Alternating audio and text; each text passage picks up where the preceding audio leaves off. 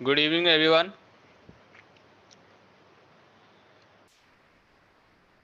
Am I audible to all of you?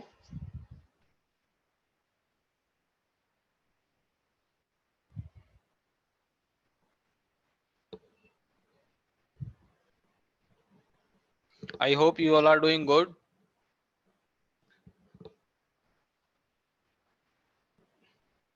Yes, आज मोटा भाई ने ब्लफ कर दिया.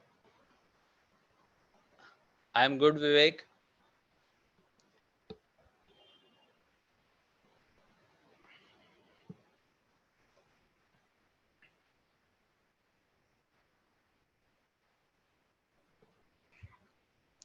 सबको यूं हो गया था ना कि 33,000 करोड़ रुपए मिल रहे हैं, तो अब तो रिलायंस डबल ही हो जाएगा 2-4 दिन के अंदर ही.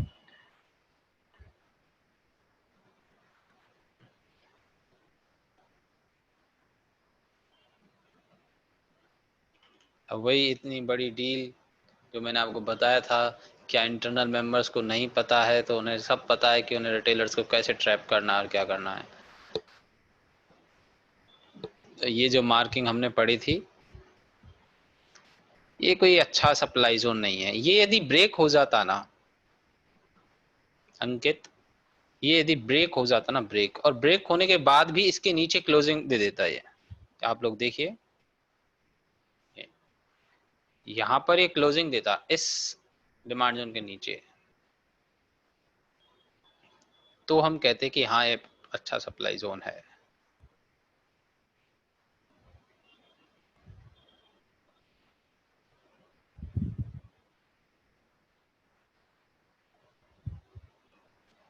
अब कॉम्पिटिटर है एयरटेल, तो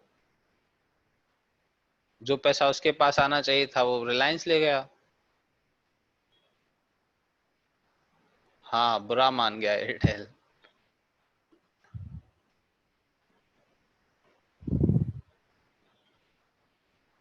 आइडिया को मत देखा करो अभी आप लोग, अभी कुछ भी नहीं है उसमें.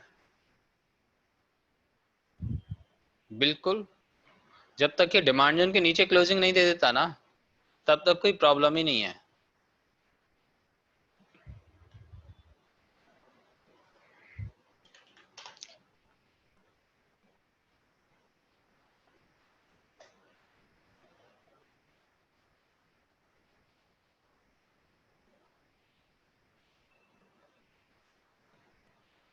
15 मिनट पे इसमें कोई डिमांड जोन था क्या? एक्चुअली मार्केट इतना वोलेटाइल था.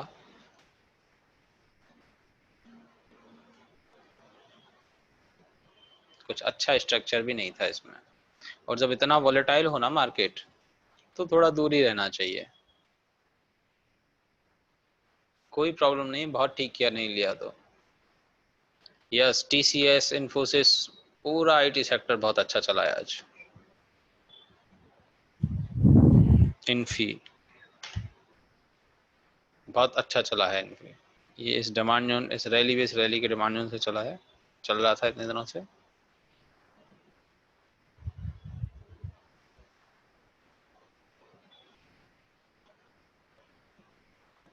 इसने ये रेंज भी ब्रेक कर दी है और इसके ऊपर क्लोजिंग भी दे दी है. आज एक नया ऑल टाइम हाई लगा दिया है, आप देखिए, नया ऑल टाइम हाई. अभी ऐसा नहीं कि हो सकता है कि कल भी चल जाए, बट जनरली क्या होगा कि यदि ऑल टाइम हाई ब्रेक किया है और वहां पे क्लोजिंग नहीं दी है ना, तो ये अभी 2-3 दिन यहाँ पर पका सकता है.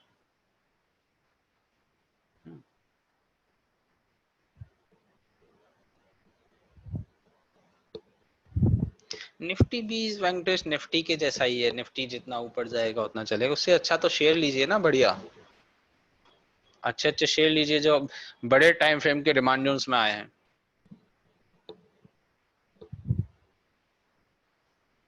जैसे मैंने वेदांता का एग्जांपल बताया, पीएनबी का बताया, बीओबी का बताया. कितने दिनों बाद कितने पुराने डिमांड जोन्स में आकर वो शेयर डबल हो गए थे. एसबीआई. अब वही सिचुएशन है.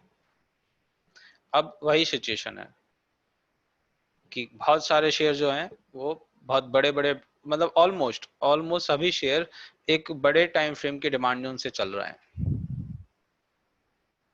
स्टॉक सिलेक्शन अभी नहीं, आपको लास्ट डे में बताएंगे नीरज। अभी सिर्फ आप अपनी तरह से जो भी कर रहे हैं, जो मैंने आपको बताया था कि बिग ट्रेड लिस्ट को देखिए, ए से लेकर बी तक देख लिया, फिर नेक्स्ट डे बी से सी डी ई ऐसे कीजिए।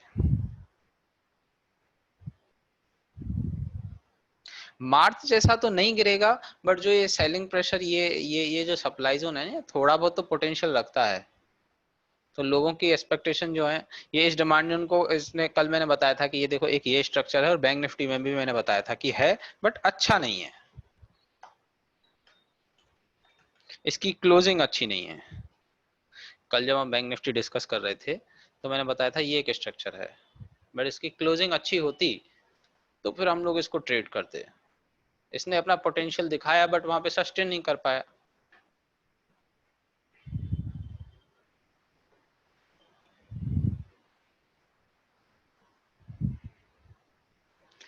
नहीं पंकज, ऐसा कैसे हो सकता है? नेक्स्ट देखते आप, जरूरी नहीं है कि आपको शुरुआती 5 में मिल जाए। मुझे कुछ लोगों ने बहुत अच्छे अच्छे एग्जाम्पल, हम लोग उसके बारे में डिस्कस भी करेंगे, बहुत अच्छे अच्छे चार्ट सेंड किए हैं। विप्रो के रिजल्ट थे, और पूरा आईटी सेक्टर ही, उस पे आपने स्टॉक आइडिया पे देखा होगा, उसमें सब कुछ लिख रखा था कि आईटी सेक्टर बहुत अच्छा चलने वाला है।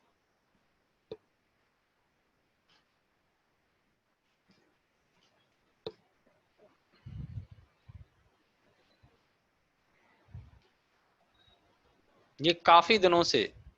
हाँ, कोई भी क्वेश्चन है बताइए आप। स्टॉक्स को अपन डिस्कस कर लेंगे, कोई प्रॉब्लम नहीं, बट टॉपिक से रिलेटेड कोई भी क्वेश्चन है तो बताइए। ये बताऊंगा मैं वेंकटेश जरूर आपको कि कैसे आईटी सेक्टर के, जब हम सेक्टोरियल एनालिसिस पे पढ़ेंगे ना, सेम अप्रोच स्टॉक्स के लिए रहेगी, सेम अप्रोच जो है सेक्टर के लिए रहेगी, सबके लिए सेम अप्रोच रहने वाली है। बट एक इंडिविजुअल स्टॉक को देख रहे हैं हम, आप डिफरेंस समझिए इसमें, कि हम किसी एक इंडिविजुअल स्टॉक को देख रहे हैं, वहीं पे हमने किसी एक पूरे सेक्टर को देख लिया है, और उसमें हमें पता चल गया है किधर की तरफ मूवमेंट आने वाला है। अप्रोच वही है, demand supply price action, approach same है। तो हमने एक सेक्टर देखा, उसके अकॉर्डिंग हमें 15 शेयर मिल जाएंगे पक्का।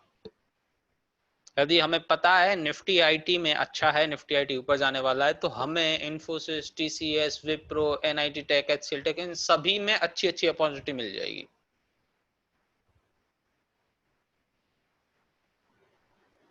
आज हम उसी के बारे में बात करेंगे, प्राइस एक्शन का कुछ पार्ट हम सीखेंगे।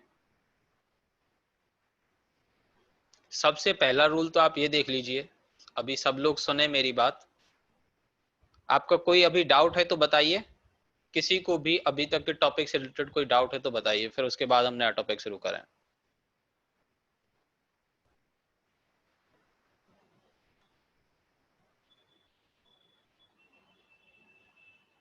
नहीं गिरीश, अभी इंडिविजुअल को ट्रेड करने का टाइम नहीं आया है।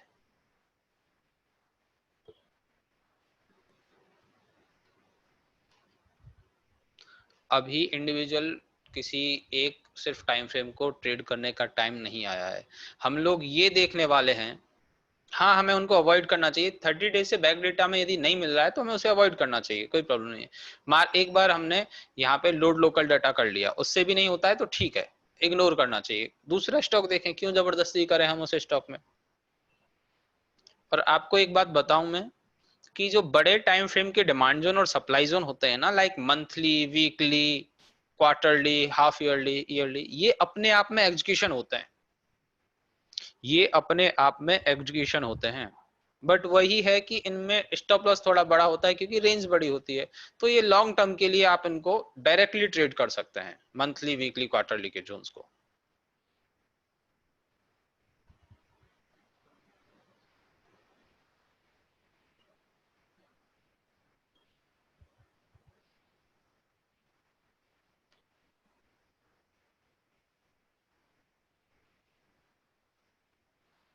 किशन, जब भी कोई स्टॉक किसी डिमांड जोन में आ रहा है तो उसका ट्रेंड तो देखिए चेंज होगा ही, क्योंकि वो नीचे आया है। और यदि स्टॉक किसी सप्लाई जोन में गया है तो उसका भी ट्रेंड चेंज होगा, क्योंकि वो ऊपर गया है। अब यदि डिमांड जोन और सप्लाई जोन पास की रेंज में है, डिमांड जोन और सप्लाई जोन दोनों पास रेंज में है, एक ही रेंज है दोनों की,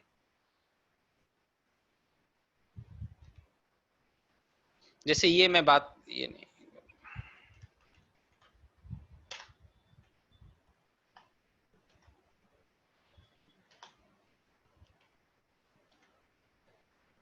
इसकी मैं बात करूं, ये सप्लाई जोन है ड्रॉप बेस्ड ड्रॉप, इसे मैंने लोकेशन के लिए सिर्फ मार्क किया है ड्रॉप बेस्ड ड्रॉप, और ये एक डिमांड जोन है, ये पास पास में है, इनमें कोई बहुत ज्यादा डिफरेंस नहीं है रेंज का, तो जनरली ट्रेंड चेंज नहीं होता है। बट हम यदि ये यहाँ पे कोई डिमांड जोन देखें तो प्राइस जब ऊपर से नीचे तक आएगी तो उसका ट्रेंड चेंज होना ही है। उसके लिए कि पहले से ही कैसे पता लगे कि कौन से लेवल पे प्राइस पहुंचने वाली है तब हमारा ट्रेंड चेंज होगा, वो हम लोग एडवांस ट्रेंड एनालिसिस में पढ़ेंगे। कल एक बार हम लोग रिवीजन करने वाले हैं सारे टॉपिक्स का, कल रिवीजन होगा, उसके बाद 3 डेज हम लोग मूविंग एवरेज और उसके जो भी एप्लीकेशंस हैं वो, उसी से रिलेटेड एडवांस ट्रेंड एनालिसिस, ये सब कुछ पढ़ने वाले हैं।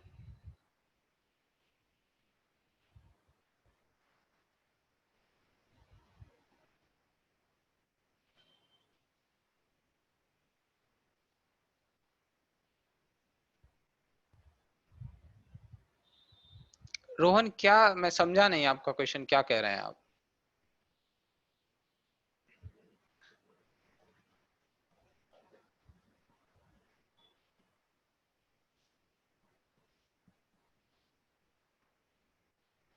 आरएसआई स्टोकास्टिक, मतलब इंडिकेटर्स तो देखिए बहुत सारे हैं, बहुत सारे इंडिकेटर्स आपको मिल जाएंगे, उनकी एप्लीकेशन भी आपको यूट्यूब पे मिल जाएंगी कैसे अप्लाई करना है।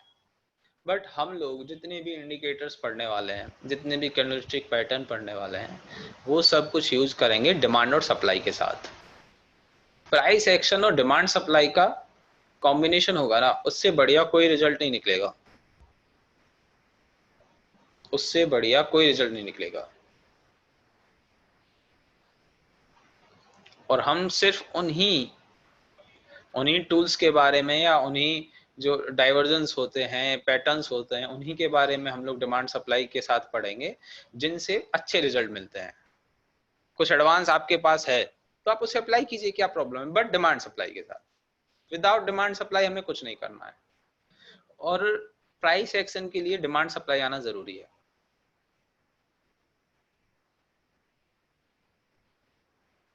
एग्जैक्टली पंकज। रोहन आपको क्या करना है, जो कल रिस्क मैनेजमेंट बताया था ना, 50 के फंड है आपके पास, तो आपको क्या करना है, जो पहले तो आपको अपना जो रिस्क पर ट्रेड रिस्क है वो 0.50 करना है, और उसके अकॉर्डिंग ट्रेड लेनी है, कोई डिवाइड करने की जरूरत नहीं है। एक साथ कभी भी ट्रेड नहीं मिलेगी, आपने सपोज कीजिए आपने HIT WIT MIT सबके लिए अलग अलग डिवाइड कर रखा है, एक टाइम पे ऐसा थोड़ी ना है कि चारों की चारों तरह की ट्रेड एक ही टाइम पे आपको मिल रही है, ऐसा नहीं होता है। आपको सिंपली अपना 1% और 0.50% के अकॉर्डिंग स्टॉप लॉस रखना है रिस्क पर ट्रेड, और उससे जो ट्रेड मिले उसमें हमें जो है एंट्री स्टॉप लॉस लगाना है।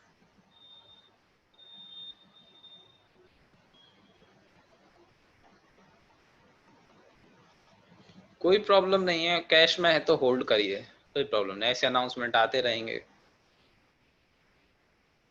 उससे क्या फर्क पड़ता है। जियो इतना कितना था लॉन्च होने से पहले, कितना हो गया, जब लॉन्च था तब कितना, अब कितना बड़ा हो गया, कितना इन्वेस्टमेंट आ गया रिलायंस के पास, तो क्या एयरटेल का ग्राफ डाउन आता गया? ये सब कहने की बातें होती हैं और सोचने की बात होती है। एयरटेल का ग्राफ देखिए आप,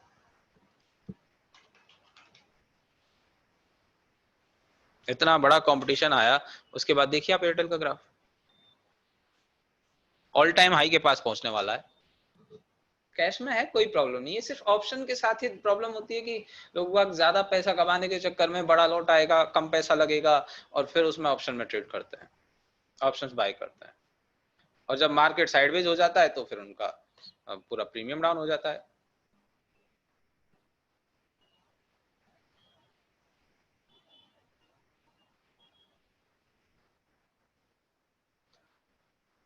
जरूरी नहीं है नंदा कि कोई भी स्टॉक जब चल रहा है, सॉरी, यदि निफ्टी चल रहा है तो उसके साथ सभी के सभी शेयर चल रहे हैं। आप आज देखिए, इसमें भेल 5% डाउन है, एल&टी हाउसिंग 5% डाउन है, भारतीय एयरटेल, रिलायंस, काफी शेयर ऐसे हैं जो डाउन है। और अप होने वाले देखिए, विप्रो 16% अप है, एनआईटी टेक 9% अप है। अब उसमें ऐसा तो नहीं है, जब मार्केट नीचे आया था, मतलब हाई पॉइंट पे भी ये इतना ही ऊपर थे, जब निफ्टी पूरा 200 पॉइंट ऊपर था तब भी इतना ही थे। बट अब देखिए कि जब नीचे आया तब भी तो नहीं गिरे ये शेयर। ऐसा जरूरी नहीं है।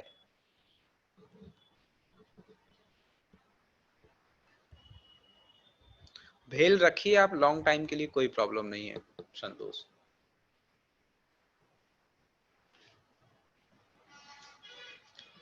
कोई प्रॉब्लम नहीं है वेंकटेश, आपको रिलायंस में ही बहुत अपॉर्चुनिटी मिल जाएगी। लोग बाग जब ये कोरोना से पहले एचडीएफसी बैंक और इन सब बाकी के जो भी शेयर्स थे, रिलायंस को भी ले लो, इनको क्या क्या कहते थे कि ये तो कभी नीचे आने नहीं, हाफ हो गए सबके सब। तो मार्केट अपॉर्चुनिटी देता है।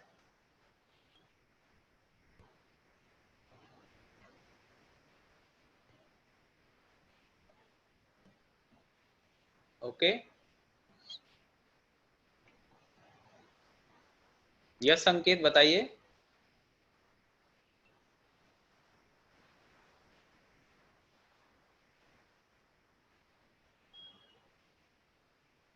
क्या भेजा है आपने 2 बार?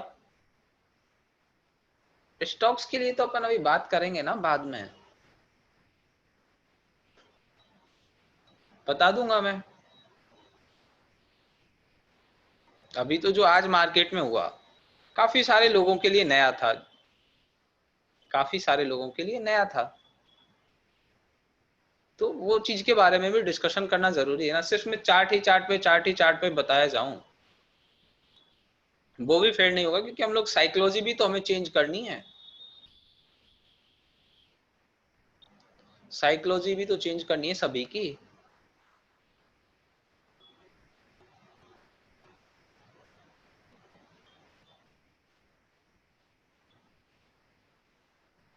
ऐसा कुछ नहीं है कि लास्ट वीक भी हुआ था तो लास्ट वीक के वेडनेसडे को भी हुआ था अभी भी हो, ऐसा कुछ भी जरूरी नहीं होता है। तब हुआ था, हो गया, अब हो गया, अब हो गया, कोई प्रॉब्लम नहीं है। नेक्स्ट वीक वेडनेसडे को हो जाएगा तो हो जाएगा। जरूरी थोड़ी ना है कि पूरे साल भर वेडनेसडे को ऐसा होता रहे, ऐसा कुछ भी फिक्स नहीं रहता है।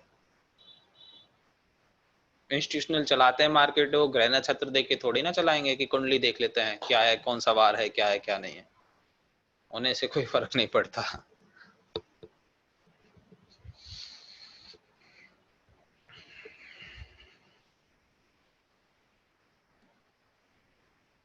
नहीं रोहन, ऐसा कोई फैक्ट नहीं है कि फार्मा चलेगा निफ्टी डाउन रहेगा, तो ऐसा कुछ भी नहीं है।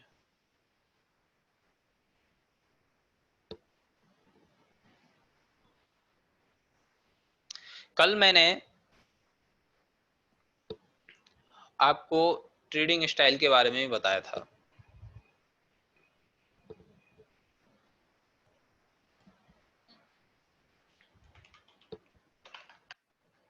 उसमें क्या था, hourly income trade, daily income trade, weekly income trade और मंथली इनकम ट्रेड। आपको आवरली इनकम ट्रेड और डेली इनकम ट्रेड तो बहुत सारी मिलेंगी, बहुत सारी hourly income daily income trade मिलेंगे। वीकली इनकम ट्रेड और मंथली इनकम ट्रेड थोड़ी कम मिलेंगी, मिल भी जाएंगी तो उनमें एंट्री थोड़ी लेट मिलती है और उनके रिजल्ट्स भी थोड़े लेट आते हैं। उसके लिए आपको पेशेंस रखना होगा। WIT और MIT जो ट्रेड होगी ना, उनमें सिर्फ एक यही एक प्रॉब्लम है कि थोड़ा ज्यादा दिन तक होल्ड करना पड़ सकता है, बट उनमें जब रिवॉर्ड मिलता है तो बहुत अच्छा मिलता है। और DIT HIT आपको बहुत सारी मिलेंगी। बहुत सारी मिलने का मतलब ये नहीं कि आपने जो ट्रेड मिली वो सबकी सब बाय कर ली, सब में ट्रेड कर लिया। उनमें से भी फिल्टर करनी है खुद अपने आप में। आपने 10 ढूंढी है तो उसमें से सिर्फ 5 ही ट्रेड करो।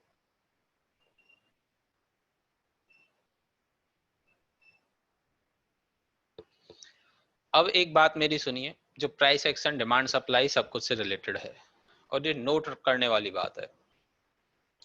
कोई भी डिमांड जोन या कोई भी सप्लाई जोन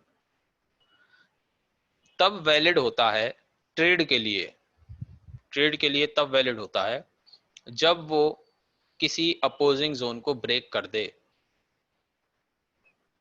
मतलब अचीवमेंट जरूरी है। यदि किसी डिमांड जोन ने किसी सप्लाई जोन को ब्रेक किया है तो वो जोन बहुत अच्छा होगा, वो डिमांड जोन बहुत अच्छा होगा। और यदि किसी सप्लाई जोन ने किसी डिमांड जोन को ब्रेक किया है तो वो सप्लाई जोन बहुत अच्छा होगा।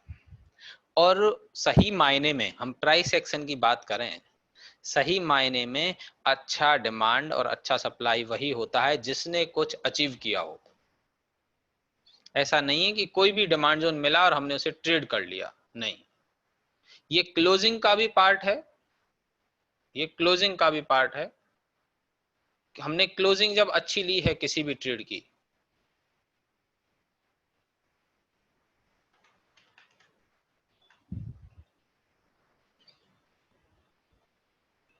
हम जब कभी भी किसी भी ट्रेड की क्लोजिंग अच्छी लेते हैं, ये डिमांड जोन है, इसका अचीवमेंट क्या है?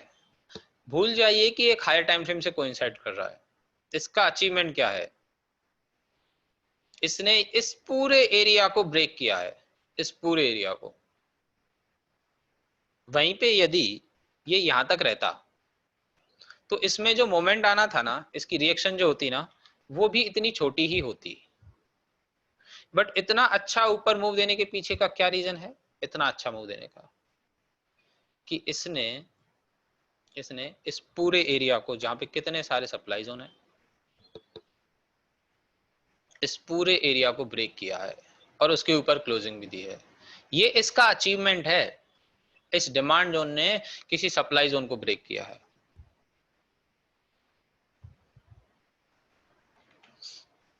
और वहीं पे जब कोई सप्लाई जोन किसी डिमांड जोन को ब्रेक करे, ये रैली बेस्ड ड्रॉप का एक सप्लाई जोन है।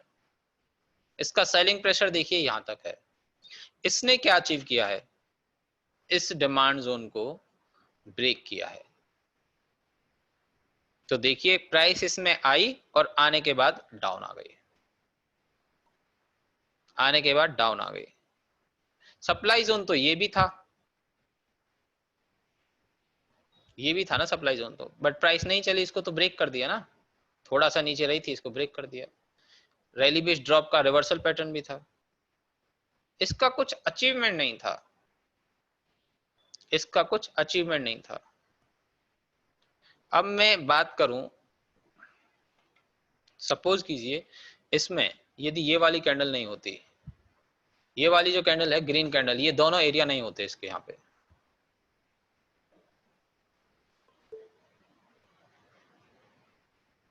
ये दोनों कैंडल नहीं होती। मतलब प्राइस में जो ये सेलिंग प्रेशर आ रहा है ना, ये कंटिन्यूस रहता। ये रेड वाली कैंडल को मैं इधर शिफ्ट कर देता हूं, ये यहां तक रहता, तो मैं इसे पूरा एक पूरा मूव कंसीडर करता यहां तक। बट अभी मैं इसे पूरा मूव कंसीडर नहीं करने वाला हूं। क्यों? क्योंकि प्राइस यहाँ पे रुक गई है, और रुकने के बाद भी ऐसा नहीं कि इसने बेस कैंडल फॉर्म करी है, रुकने के बाद भी इसने ऊपर की तरफ का मूवमेंट किया है। मतलब कहीं ना कहीं सेलिंग प्रेशर में बहुत ज्यादा पावर नहीं थी, स्ट्रेंथ नहीं थी। और यहां पर देखिए ये मैंने इतना क्यों लिया, यहाँ पे प्राइस रुक गई बट देखिए रेड कैंडल ही फॉर्म हुई है, और ना प्राइस ऊपर गई, ऊपर ओपन होने के बाद भी फिर सेलिंग प्रेशर लगाता रहा है।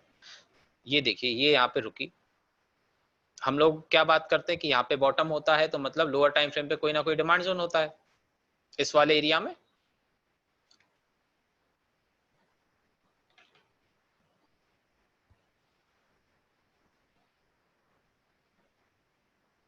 इस वाले एरिया में कोई ना कोई डिमांड जोन होता है। तो प्राइस यहाँ पे आकर रुकी है, रुकने के बाद थोड़ा सा ऊपर भी गई है और गैप अप भी ओपनिंग दी है, बट सेलिंग इतनी ज्यादा थी कि इसने इस कैंडल को ग्रीन होने ही नहीं दिया। लगातार प्राइस में नीचे की तरफ एक्शन आता गया, नीचे की तरफ आता गया। तो मैं इसको पूरे मूव को यहां तक कंसीडर करने वाला हूं, यहां तक।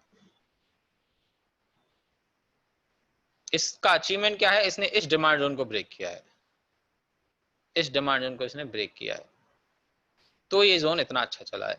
ये बात आपको गांठ बांध लेनी है कि जोन वही ट्रेड करना है जिसने कुछ अचीव किया हो।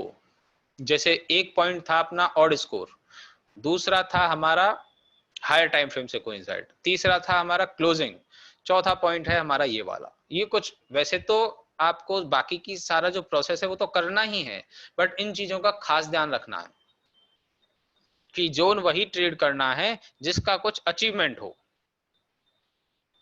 जिसका कुछ अचीवमेंट हो, डिमांड सप्लाई को ब्रेक करे और सप्लाई डिमांड को ब्रेक करे। ये तो हुई सेम टाइम फ्रेम पे ब्रेक करने वाली बात, ये होती है सेम टाइम फ्रेम पे ब्रेक करने वाली बात।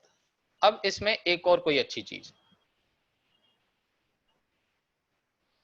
वो अच्छी चीज क्या है, यदि यदि कोई भी लोअर टाइम फ्रेम का डिमांड जोन, कोई भी लोअर टाइम फ्रेम का demand zone higher time frame के डिमांड जोन को ब्रेक करता है। सपोज कीजिए कि कोई डेली का डिमांड जोन है, डेली का, उसने किसी हायर टाइम फ्रेम के सप्लाई जोन को ब्रेक किया है, मतलब वीकली के सप्लाई जोन को ब्रेक किया है, तो डेली का डिमांड जोन बहुत पावरफुल होने वाला है। डेली का डिमांड जोन बहुत पावरफुल होने वाला है। और वहीं पे यदि कोई वीकली के डिमांड जोन ने किसी मंथली के डिमांड जोन को, वीकली के डिमांड जोन ने किसी मंथली के डिमांड जोन को ब्रेक किया है, सॉरी वीकली के डिमांड जोन ने किसी मंथली के सप्लाई जोन को ब्रेक किया है, तो वो डिमांड जोन बहुत अच्छा होता है।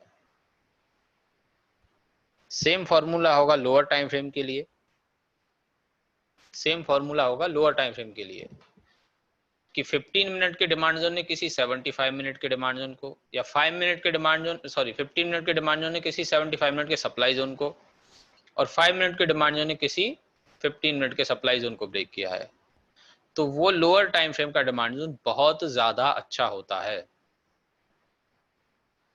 वो लोअर टाइम फ्रेम का डिमांड जोन बहुत अच्छा होता है। सप्लाई जोन का मतलब ये नहीं होता, या डिमांड जोन का मतलब ये नहीं होता इस वाले केस में जो मैं बता रहा हूं कि वहां पे कुछ प्रॉपर इस तरह का स्ट्रक्चर हो। एक मूव भी देखी जाती है, मूव कि प्राइस में सेलिंग कितनी थी या बाइंग कितनी थी, मूव कितना अच्छा था, जिसको ब्रेक किया है वो मूव कितना है।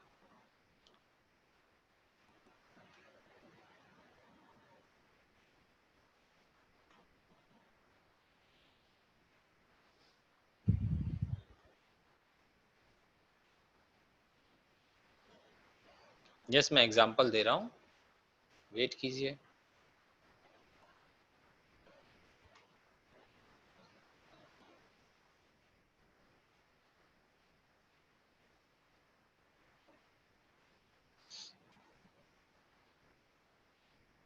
ये मैं एक मूव यहां पर मार्क कर रहा हूं, देखिए।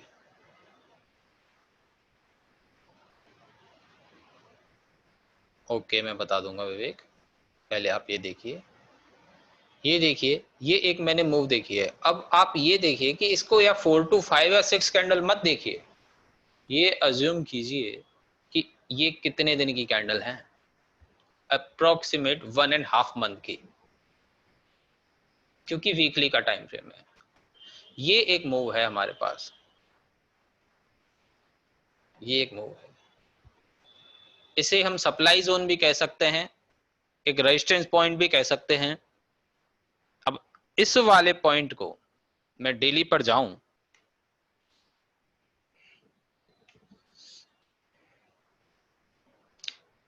ये जो पूरा एरिया है इसको ब्रेक करने का पूरा क्रेडिट किसे जाता है, इसे ब्रेक करने का पूरा क्रेडिट किसे जाता है, इस डिमांड जोन को, क्योंकि जो एक्चुअल में जो बाइंग हुई है वो यहीं से आई है, एक्चुअल में जो बाइंग आई है वो यहीं से आई है, और इसी बाइंग ने इस प्राइस को कंटिन्यूअसली ऊपर की तरफ लिया, और ये सप्लाई जोन, ये जो सेलिंग एरिया था वो ब्रेक हो गया। तो कह सकते हैं हम इस वाले केस में कि डेली के डिमांड जोन ने वीकली का सप्लाई जोन ब्रेक कर दिया। डेली की डिमांड जोन है, वीकली का सप्लाई जोन ब्रेक कर दिया। मतलब किसी 50 केजी के रेसलर ने किसी 80 केजी और 100 केजी रेसलर को हरा दिया मैच में, तो उस 50 केजी की कितनी वैल्यू हो गई? सुल्तान मूवी में आपने देखा होगा, डबल वेट में चैलेंज करके वो उसे हरा देता है, जिनको भी याद है, और उसके बाद चैंपियन बन जाता है। वही इसमें है कि कोई स्मॉलर टाइम फ्रेम का डिमांड जोन या सप्लाई जोन किसी हायर टाइम फ्रेम के सप्लाई जोन या डिमांड जोन को ब्रेक करता है, तो वो जोन अच्छा होता है। उसके मुकाबले का कोई जोन ही नहीं है, ये समझिए आप।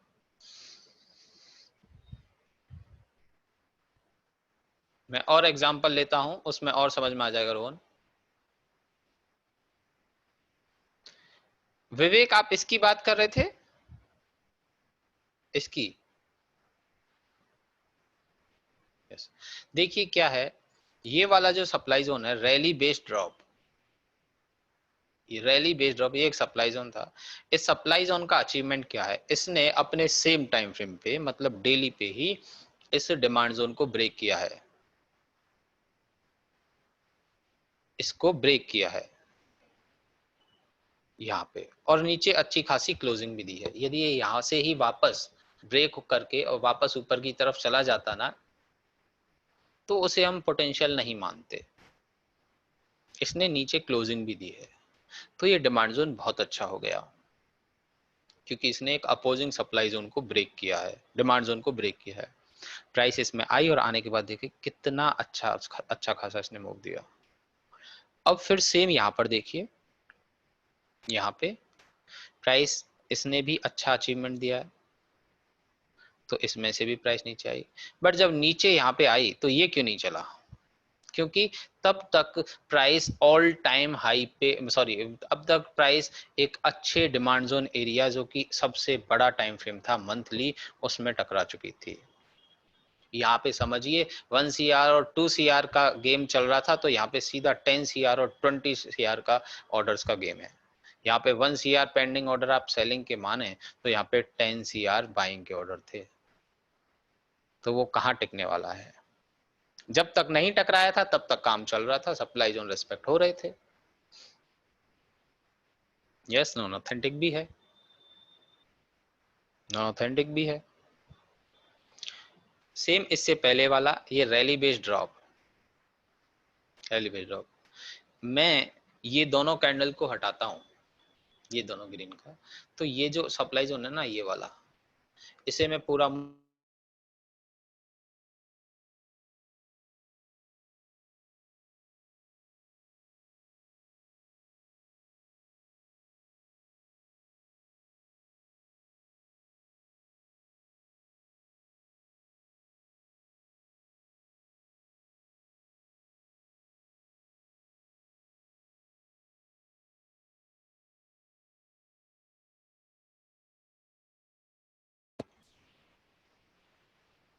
अभी आ रही है आप लोगों को आवाज? ओके, इसको मैं देखूं तो ये मेरा एक मूव है यहां तक, और ये मेरा एक अगला मूव है। जब हम फ्री लाइन ड्रॉ करना सीखेंगे ना, ट्रेंड लाइन और फ्री लाइन, तब ये और क्लियर होगा। बट ये मेरे अलग अलग एक तरह का पैटर्न है। क्लियर है विवेक आपको?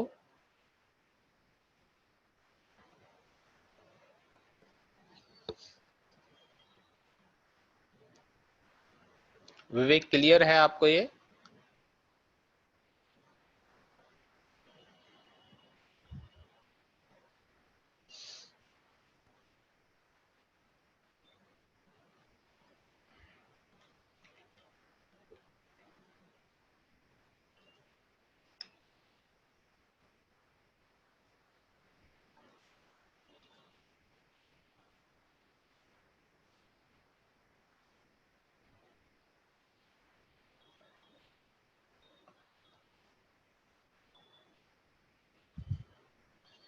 कल जो हम लोग भारती एयरटेल की बात कर रहे थे,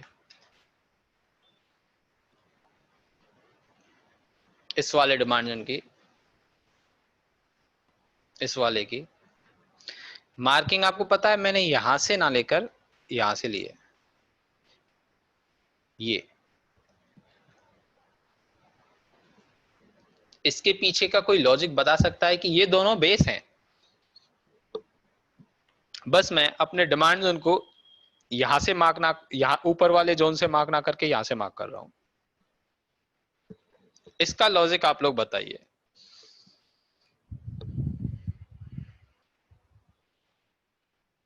प्राइस का ओरिजिन, यहीं से प्राइस ऊपर गई है, ये प्राइस का ओरिजिन है।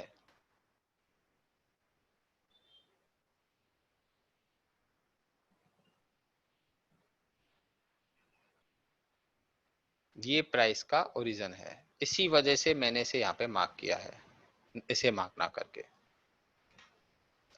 मेरा 5 मिनट पे एग्जीक्यूशन था।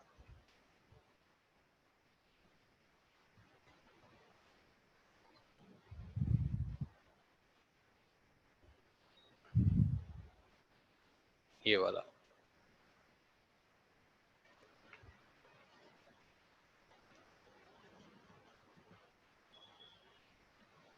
Third candle, third base candle यदि इसमें ऊपर होती ना, तो हम तो भी नीचे वाले को ही लेते, क्योंकि प्राइस का ओरिजिन तो नीचे हो गया ना।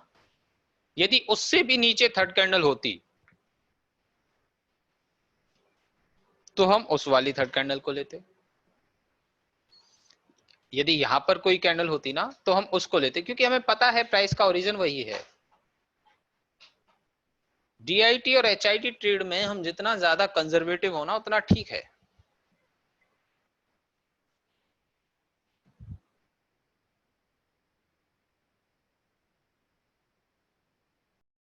ये 5 मिनट का मेरा ट्रेड था। अब मुझे इसका कुछ अचीवमेंट देखना है। इसने सेम टाइम फ्रेम पे तो देखिए पूरी रेंज ब्रेक की है, सेम टाइम फ्रेम पे तो इसने पूरी रेंज ब्रेक की है ये वाली, और ऊपर क्लोजिंग भी दी है अच्छी। क्या मैं ए वन टाइम फ्रेम हायर पे जाऊं तो मुझे पता चल रहा है ये मेरा जो रेंज था उसने इस सप्लाई जोन को भी ब्रेक किया है।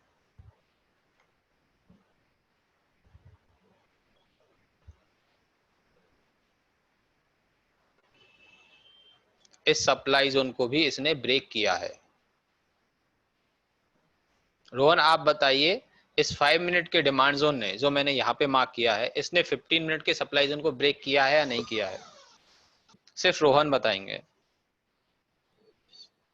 तो इस केस में मेरा 5 मिनट का डिमांड जोन ज्यादा पावरफुल है, 15 मिनट का सप्लाई जोन ज्यादा पावरफुल है?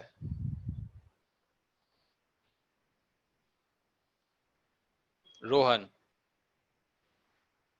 5 मिनट का पावरफुल है, क्योंकि इस लोअर टाइम फ्रेम के डिमांड जोन ने एक हायर टाइम फ्रेम के सप्लाई जोन को ब्रेक कर दिया। किसी 50 केजी के रेसलर ने 100 या 80 केजी के रेसलर को हरा दिया।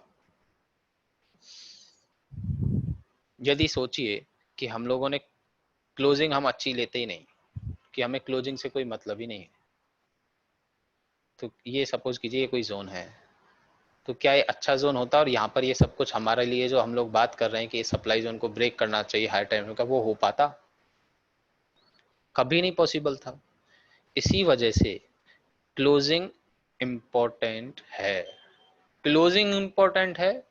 क्लोजिंग के साथ साथ ही हमें अपने आप पता चल जाता है कि इसने कुछ अचीव किया है या नहीं किया है। ये आर बी डी है, ये तो बेस कैंडल है कपिल, ये बेस है दोनों।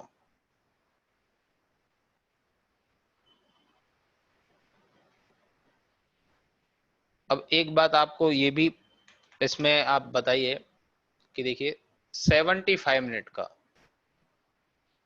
75 मिनट का जो डिमांड मार्क किया है ये भी सेम है, 5 मिनट का भी सेम है, 15 मिनट का भी सेम है, और हमने कोइंसाइड जोन लिया है। तो उसमें बाय डिफॉल्ट ऐसा हो गया ना कि लोअर टाइम फ्रेम ने हायर टाइम फ्रेम को ब्रेक किया है। ये सब कुछ आपस में इंटरलिंक करता हुआ है। तो हमें ऐसे किसी भी डिमांड या सप्लाई जोन को ऐसे ही ट्रेड नहीं करना है कि कोई डिमांड है उसको बाय कर लिया, कोई सप्लाई है उसको सेल कर दिया।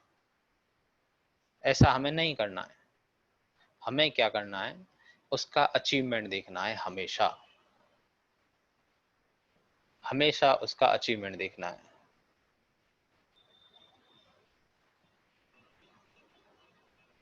कि उसने क्या अचीव किया है। यदि सेम टाइम फ्रेम पे किया है तो अच्छा है, और वन टाइम ऊपर किया है, वन टाइम फ्रेम ऊपर किया है तो और भी अच्छा है।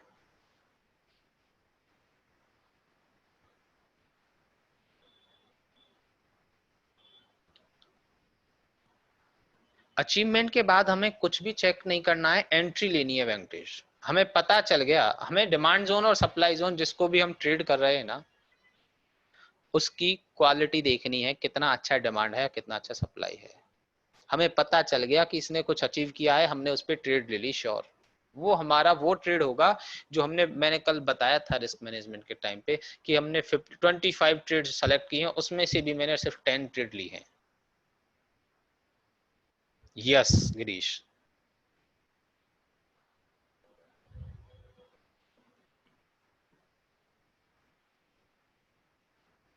अब ये देखिए, ये ड्रॉप बेस्ड ड्रॉप, ये ड्रॉप बेस्ड ड्रॉप भी अच्छा जोन हो गया, क्योंकि इसने इस पूरे, देखिए ये इस पूरे को नीचे की तरफ खत्म किया और नीचे क्लोजिंग भी दी है। ये ड्रॉप बेस्ड ड्रॉप, बट ये सिर्फ अकेला नहीं है, इसके साथ एक ये भी जोन आ गया, ये वाला। इन दोनों को ऐसे करेंगे।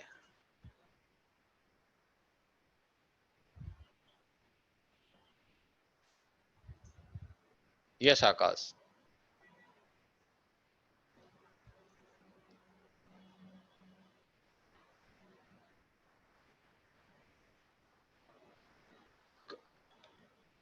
रोहन, सन फार्मा में कौन सा टाइम फ्रेम की बात कर रहे हैं आप?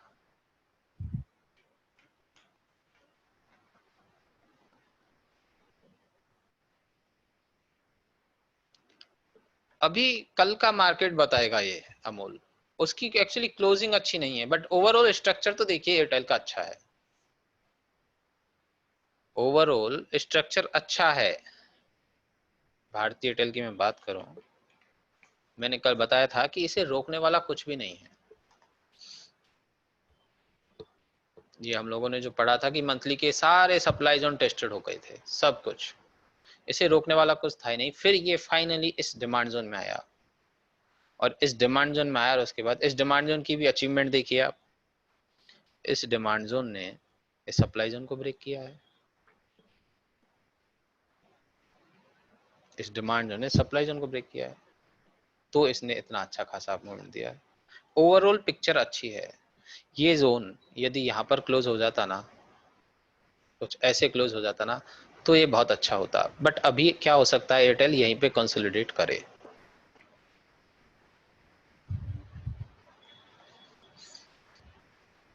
और यदि मार्केट सपोर्ट करता है तो यहाँ से ऊपर भी चला जाएगा, तो ये यहाँ से ऊपर भी चला जाएगा। अभी क्लोजिंग नहीं दी है, जब इसके नीचे क्लोजिंग दे देगा ना, इसके नीचे क्लोजिंग दे दी इसने, तो फिर ये सप्लाई जोन पावरफुल हो जाएगा, मतलब सेलर हावी होने लग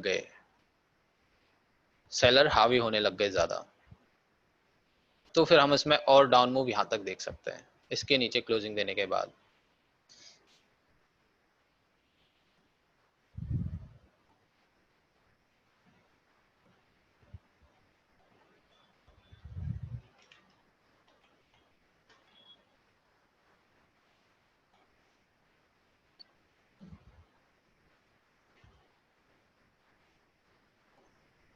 इसकी बात कर रहे हैं रोहन आप?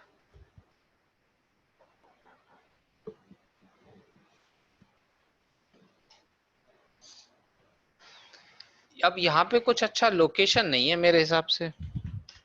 दिल्ली की मैं बात करूं तो कुछ अच्छा लोकेशन नहीं है मेरे पास। बाकी 15 मिनट ने, ये 15 मिनट है, मैं देखता हूँ यहाँ पे कुछ 75 मिनट पे अचीव, मतलब 75 मिनट का इसने सप्लाई जोन ब्रेक किया है नहीं किया है।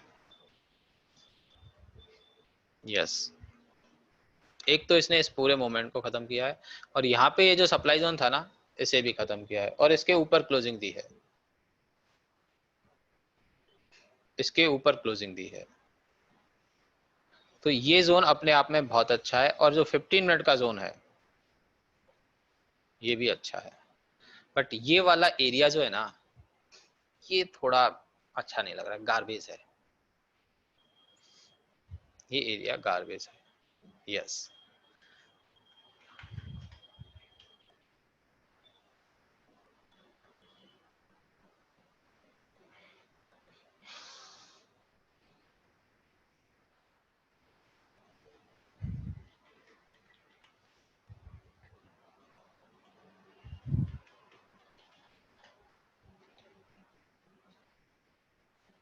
वहीं पे अब देखिए, आपको मैंने एक स्मॉलर टाइम फ्रेम का गार्बेज बताया, आप इसे भी गार्बेज कह सकते थे जब हम कल कोल पल का डिस्कस कर रहे थे। बट ये एक हायर टाइम फ्रेम का जोन है, इसमें यदि ये रेड कैंडल नहीं होती ना, और ये ग्रीन कैंडल नहीं होती, ये छोटी छोटी कैंडल होती, तो मैं इसको गार्बेज ही लेता। कल हमने कॉल पल का एग्जाम्पल पढ़ा था, जब मैंने बताया था कि कॉल क्यों बाय नहीं करनी चाहिए डिमांड जोन में। ये डेली का टाइम फ्रेम है, इस वजह से हम लोग इसे गार्बेज नहीं ले रहे हैं, क्योंकि ये दो कैंडल अपन को सपोर्ट कर रही हैं। ये दो कैंडल अच्छी नहीं होती तो हम इसे गार्बेज ले चुके होते, इसे ट्रेड ही नहीं करते।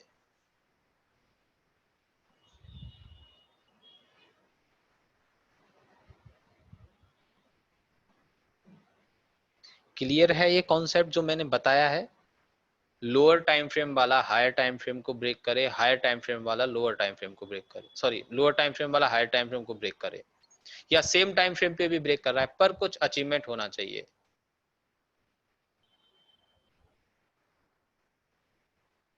बिल्कुल करना चाहिए, थोड़ा बहुत ऊपर है तो करना चाहिए। कई कई बार होता है कि ट्रैप हो जाते हैं हम।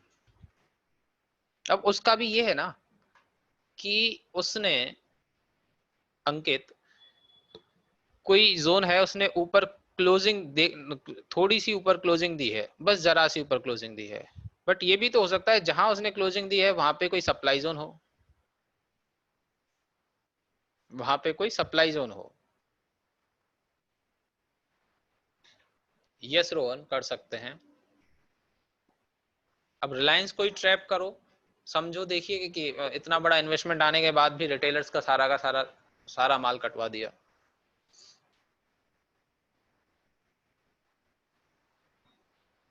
गार्बेज एरिया होता है बाइंग आने के बाद।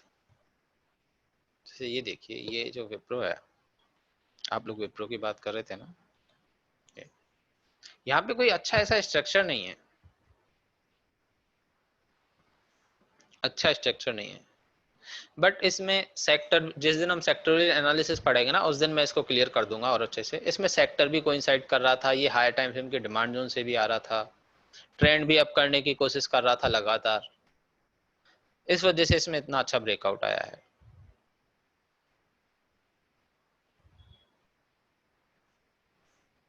न्यूज पे ही है श्याम अभी तो, वैसे भी ये इतना ज्यादा ऊपर ऊपर ऊपर जाते हैं ना। जैसे देखो, हम लोगों ने, आपको याद हो, स्कॉट का एग्जांपल भी डिस्कस किया था स्टार्टिंग में, बट जब ट्रेड लेने की बात आई थी तो मैंने आपको ये नहीं बताया था कुछ भी स्कॉट के बारे में।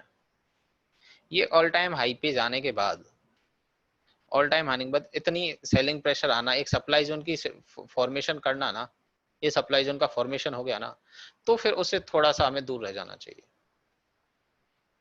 और इतना स्ट्रांगली ट्रेंड अप है, आप देखिए डेली पर 75 मिनट पे भी ट्रेंड कितना अप है, बट फिर भी ये सप्लाई जोन, गार्बेज एरिया वाला सप्लाई जोन भी चल गया। देख रहे हैं आप?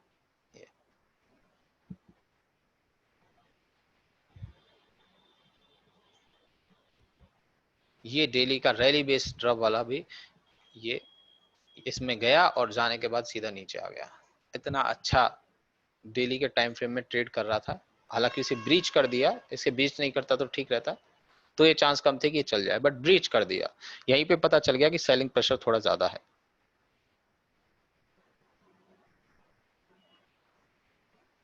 इन्हीं चीजों से ही प्राइस एक्शन बनता है। आपको चार्ट पे पता रहना चाहिए कि डिमांड जोन फॉलो हो रहे हैं या सप्लाई जोन फॉलो हो रहे हैं। कंटिन्यूअसली प्राइस ऊपर जा रही तो डिमांड जोन बनाते हुए जा रही है, या ऐसे ही गार्बेज एरिया बनाते हुए जा रही है। वो चीजें जब आपको समझ में आने लगेंगी ना, तो फिर प्राइस एक्शन धीरे धीरे धीरे करके आपको क्लियर हो जाएगा।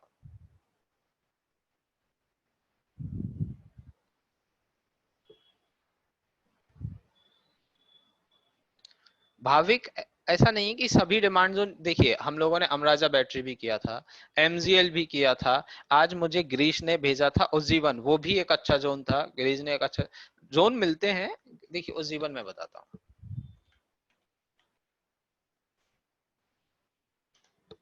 उज्जीवन ये रहा, ये जोन है, अच्छा जोन है। आप ढूंढेंगे धीरे धीरे, मतलब ऐसा नहीं कि हमने 4 to 5 या 10 स्क्रिप्ट देखी उसके बाद इग्नोर कर दिया। आप अपनी जितनी आंखों को शार्प रखोगे ना, देखो देखने में कि हाँ अचानक से पता चल गया देखते ही देखते कि ये इतना अच्छा जोन है, इसमें ये अपॉर्चुनिटी बन सकती है, वो सब आएगा धीरे धीरे ज्यादा ज्यादा देखने पर। कई लोग इतने अच्छे अच्छे बेस्ट चार्ट सेटअप मुझे भेजते हैं कि बहुत अच्छा काम कर रहे हैं, बहुत बढ़िया।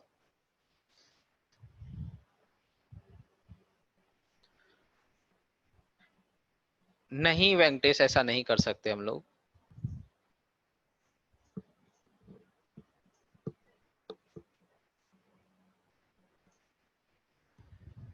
नहीं ऐसा जरूरी नहीं, जितेंद्र क्यों करेगा विप्रो करेक्शन, वो हायर टाइम फ्रेम के सप्लाई जोन में आया है, बट जो नीचे से जो स्ट्रक्चर बन रही है ना, वो इतनी ऐसी नहीं है कि इसमें करेक्शन आ जाए। ये इसने इस क्वार्टरली का सप्लाई जोन ये वाला तो ब्रेक कर दिया, ब्रेक ही कर दिया एक्चुअली। अब देखिए कितना अच्छा बाइंग प्रेशर है। इस वाले वीकली के एक सप्लाई जोन में से थोड़ा सा ही नीचे आया था।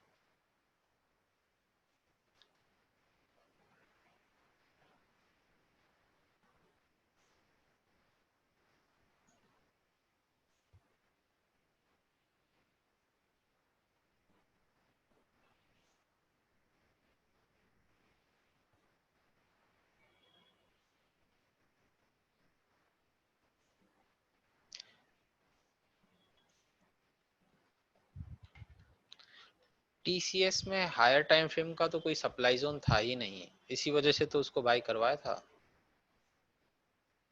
कोई सप्लाई जोन है ही नहीं एक्चुअली टीसीएस में। ये सब एरिया, पूरा एरिया देखिए, सारा एरिया ये डेली का मैंने ओपन कर रखा है, ये टेस्टेड है, ये इससे टेस्टेड है, ये भी, इसमें भी कुछ नहीं है, ये इससे टेस्टेड हो गया, कुछ भी तो नहीं है इसमें। बट ऑल टाइम हाई जाए, ऑल टाइम हाई जाए, सब लोग कॉल बाय कर लेते हैं। नीचे की तरफ आ गया, कॉल का प्रीमियम कम हो रहा है, कॉल पुट बाय करने वाले ट्रैप हो गए, और कॉल पुट सेल करने वाले जो है वो पैसा बना रहे हैं।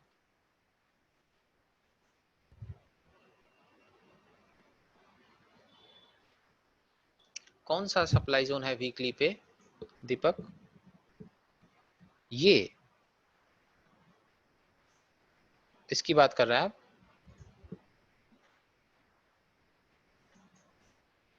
यहाँ पे कौन सा सप्लाई जोन है? ये है, ये टेस्टेड है, ये देखिए, ये टेस्टेड है।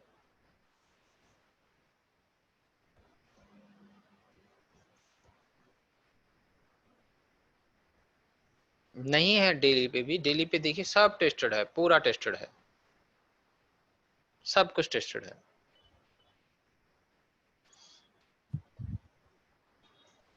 कौन सा वाला? ये सब कुछ टेस्टेड है। आप बताइए कौन सा फ्रेश है मुझे? ये वाला,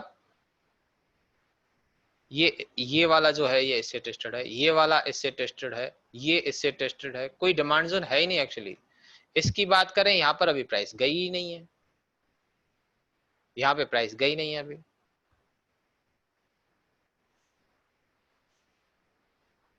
और ये कोई इतना अच्छा सप्लाई जोन भी नहीं है, इतनी बड़ी बड़ी ग्रीन कैंडल के बाद एक छोटी सी ऐसी रेड कैंडल। तो इसका अचीवमेंट क्या रहा आज के टॉपिक के अकॉर्डिंग, आप बताइए सब लोग। कोई सप्लाई जोन है ही नहीं एक्चुअली। यस, प्राइस एक्शन अच्छा नहीं है।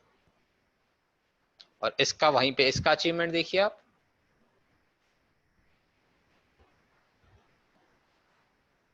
इसका, इसने ये पूरा इसके ऊपर देखिए, इसके ऊपर तक कितना अच्छा क्लोजिंग दी है।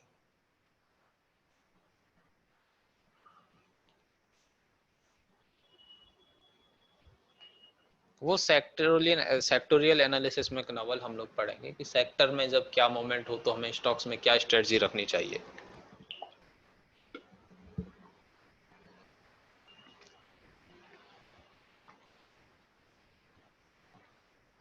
फिफ्टीन 16 के आसपास है।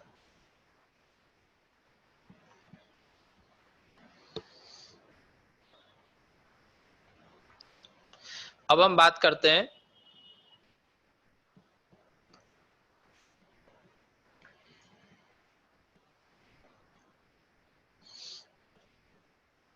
when to be aggressive and when to be conservative।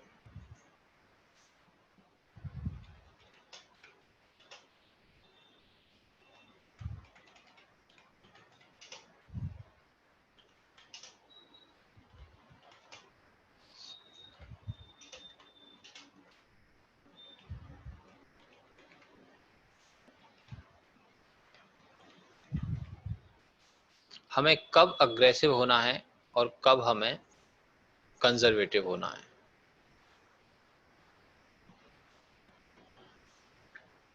बहुत इंपॉर्टेंट चीज है ये, ध्यान से सुनना है। मैं स्ट्रक्चर बना रहा हूं कुछ।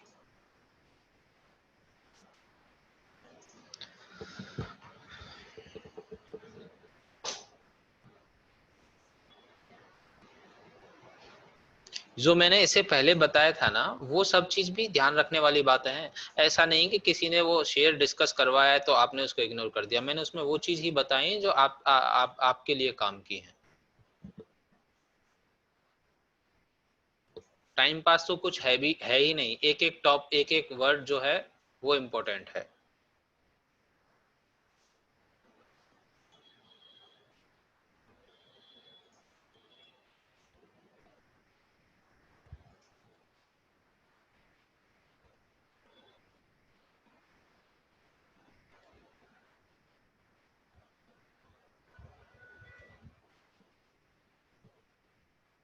सपोज कीजिए ये कोई डेली का डिमांड जोन है, ये मेरा डेली का डिमांड जोन है।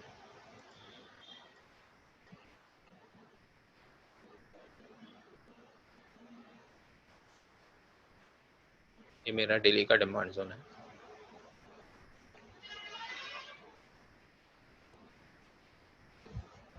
उसके बाद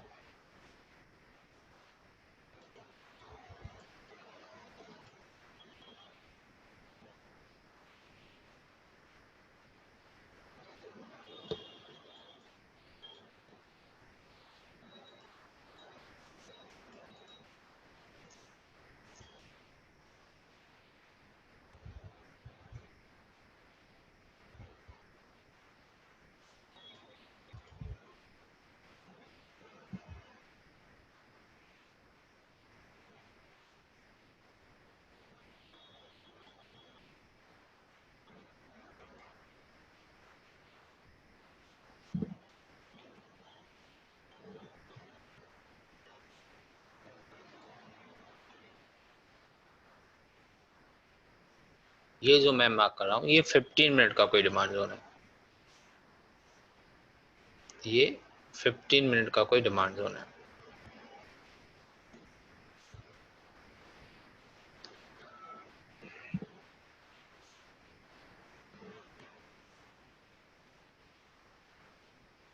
मेरे पास अब यहाँ पे दो डिमांड जोन है। डेली पे मेरा लोकेशन है, 15 मिनट पे मेरा एग्जीक्यूशन है। ये सेम स्क्रिप्ट है, ये वाला डेली पर है और ये वाले जो पूरा है ये 15 मिनट पे है। नीचे वाला जो डिमांड जोन है, ये demand zone higher time frame से कोइंसाइड कर रहा है। आप देख रहे हैं ये डिमांड जोन इस हायर टाइम फ्रेम से कोइंसाइड कर रहा है और ऊपर वाला डिमांड जोन ये हायर टाइम फ्रेम से ऊपर है, ये इससे कोइंसाइड नहीं कर रहा है। क्लोजिंग, यदि इसका ये पूरा मूव समझें कि ये पूरा मूव है। कोइंसाइड मतलब ये मैंने जो ये वाला है ये मेरा डेली का टाइम फ्रेम है और ये मेरे 15 मिनट का टाइम फ्रेम है। ये डेली है और ये 15 मिनट है। और सेम उसी स्क्रिप्ट में डेली के डिमांड जोन से कोइंसाइड करता हुआ 15 मिनट का डिमांड जोन है। ये कृष्ण श्री कृष्णा है तो ये अर्जुन है। ओके नंदा? ओके। उसके साथ एक और है यहाँ पे, ये भी अर्जुन है। अब हमारे पास दो स्ट्रक्चर हैं, दोनों का ऑड स्कोर अच्छा है, दोनों का ऑड स्कोर अच्छा है, क्लोजिंग भी दोनों की अच्छी है, और सपोज कीजिए अचीवमेंट भी है कि इसने सेम टाइम फ्रेम पे कुछ ना कुछ इन्होंने ब्रेक किया है। बट इस केस में हम ये डिमांड जोन लें या ये डिमांड जोन लें, कौन सा डिमांड जोन लें? ये डिमांड जोन लेते हैं ना, ये वाला, तो वो रहता है अग्रेसिव एंट्री, और ये वाला लेंगे तो होगा कंजर्वेटिव एंट्री। हमेशा हमें ये डिमांड जोन लेना है। बट ये भी ले सकते हैं। कब ले सकते हैं मैं बताता हूं। और ये क्यों नहीं लेते हैं?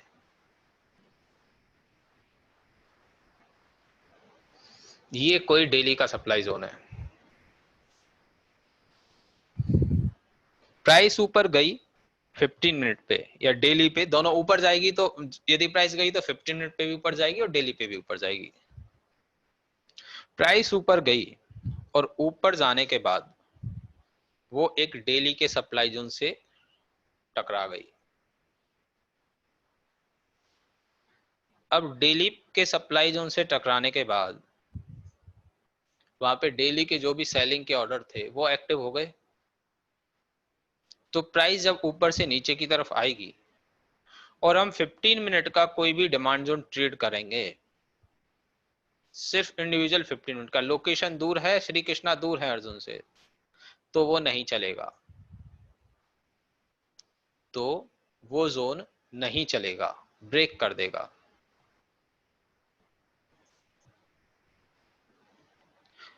डेली के सप्लाई जोन को रोकने के लिए, डेली के सप्लाई जोन के सेलिंग प्रेशर को रोकने के लिए हमें डेली के ही डिमांड जोन का बाइंग प्रेशर चाहिए। मैं रिपीट कर देता हूं, ये मेरा डेली का टाइम फ्रेम का लोकेशन था, उसके बीच में मेरे पास 15 मिनट पे ये दो डिमांड जोन थे, एक हायर टाइम फ्रेम से कोइंसाइड कर रहा था और एक हायर टाइम फ्रेम से थोड़ा ऊपर है। ऊपर वाले जोन में लेना, एंट्री लेना अग्रेसिव एंट्री होती है, और नीचे वाले जोन में एंट्री लेना कंजर्वेटिव एंट्री होती है। अब प्राइस जब ऊपर गई है और एक जोन फॉर्म किया है और ऊपर जाकर वो किसी डेली के सप्लाई जोन में,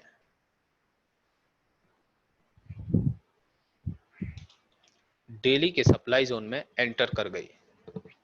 अब यदि ये प्राइस डेली के सप्लाई जोन में एंटर कर गई है तो आप लोग मुझे बताइए, क्या ये 15 मिनट का डिमांड जोन चल पाएगा?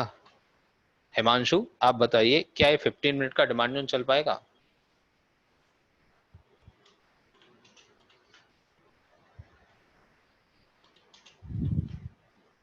नो। क्यों? क्योंकि डेली में ज्यादा ऑर्डर होते हैं। हमने कैंडल ब्रेकडाउन में पढ़ा था, जितना बड़ा टाइम फ्रेम का जोन होगा उतना ही स्ट्रांग होगा। हमें डेली के सप्लाई जोन में प्राइस जाने के बाद उसका वेट करना है कि वो डेली के डिमांड जोन तक आए। तो डेली के डिमांड जोन में जब ऊपर से नीचे की तरफ आएगी तो हमें ये वाला ट्रेड करना है, ये वाला।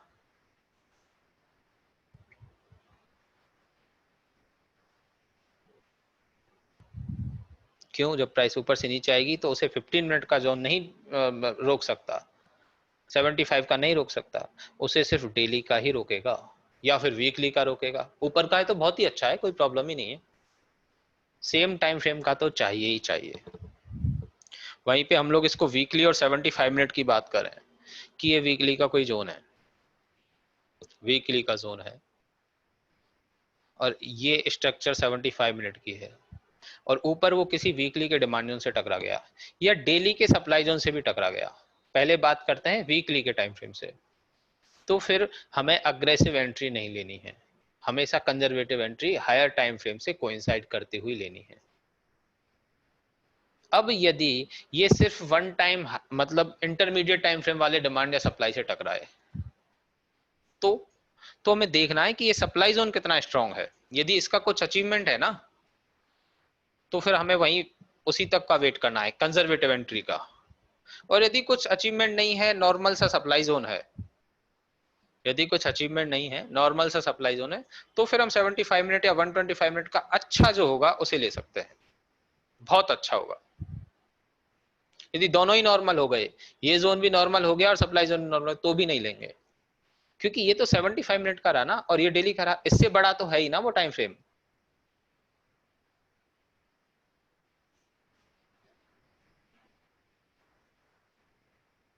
इससे बड़ा तो है ही वो टाइम फ्रेम।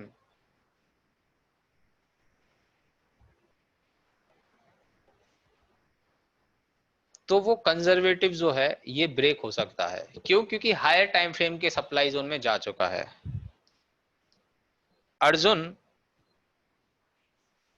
और दुर्योधन में से दुर्योधन यहाँ पे पितामह भीष्म के साथ है, दोनों एक साथ है, अर्जुन यहाँ पे अकेले, तो चांस ही नहीं बनता ना जीतने का। उसके लिए श्री कृष्णा का साथ होना जरूरी है। अब हम बात करते हैं कि हम लोग अग्रेसिव एंट्री कब ले सकते हैं। ये किसी सप्लाई जोन में नहीं गया, सबसे पहली बात कि अग्रेसिव एंट्री कब ले सकते हैं, ये किसी सप्लाई जोन में गया ही नहीं और अच्छा अप मूव दिया है, 7 ऑड स्कोर है, ट्रेंड भी अपने सपोर्ट में है, ट्रेंड भी सपोर्ट में, और कोई यदि हम 15 मिनट ट्रेड करें तो किसी 75 मिनट के सप्लाई जोन को भी ब्रेक किया है, तो फिर हम इसे ले सकते हैं। कौन सा क्या ब्रेक करेगा ये थोड़ा सुनने में आपको कॉम्प्लिकेटेड लग रहा होगा, बट जब आप रिकॉर्डिंग देकर अपने हाथ से लिखेंगे ना तो ही हो पाएगा।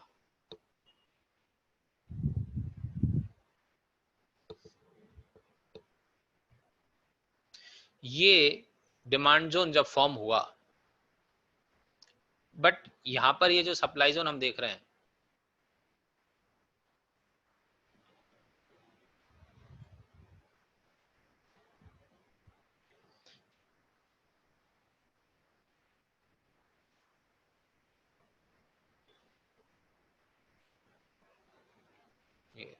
यहाँ पे कोई सप्लाई जोन था ही नहीं और ये बहुत अच्छा डिमांड जोन है, तो हम इसे भी अग्रेसिव एंट्री ले सकते हैं। बट स्टिल इसका अचीवमेंट तो कुछ होना चाहिए। यदि ये 15 मिनट है तो यहाँ पे कोई 75 मिनट का जोन होगा,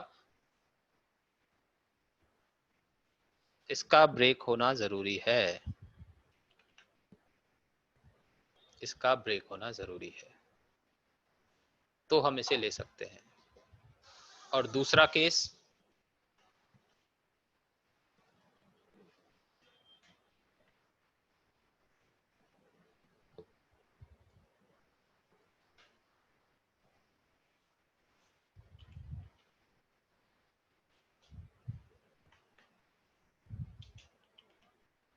ये डेली का सप्लाई जोन है,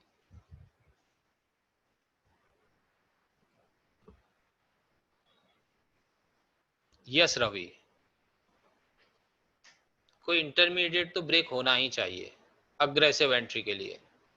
और अब देखिए ये, अब इसने क्या किया है, 15 मिनट के डिमांड जोन ने एक डेली के सप्लाई जोन को ब्रेक कर दिया। मतलब ऐसा नहीं कि यहां से रिएक्ट होकर वापस आ गया, ब्रेक ही कर दिया उसने, तो हम इसे अग्रेसिव एंट्री ले सकते हैं, इस डायरेक्टली इस जोन को ट्रेड कर सकते हैं।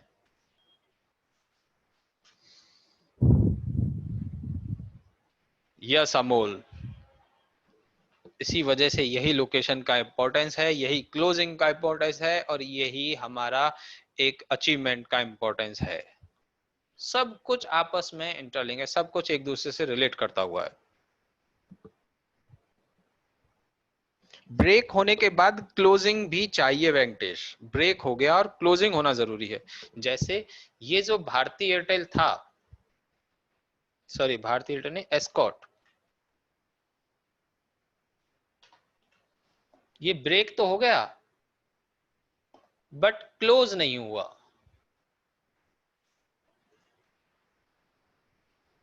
क्लोज नहीं हुआ, नीचे क्लोज हो जाता तो अच्छा रहता। ऐसी क्लोजिंग हमें देखनी है।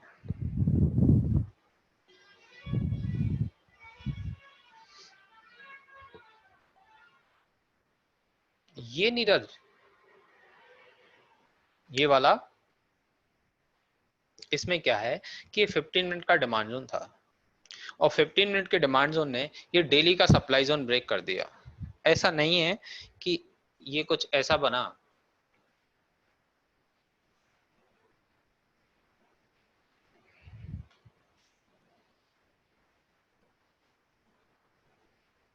ये ऐसा कुछ बना, ऊपर गई प्राइस, ब्रीच कर दिया बट क्लोजिंग नीचे हो गई यहाँ पे, तो हम इसे अग्रेसिव नहीं लेंगे। इसकी क्लोजिंग होना जरूरी है, ये क्लोज होना जरूरी है, या फिर नेक्स्ट कैंडल फॉर्म हो।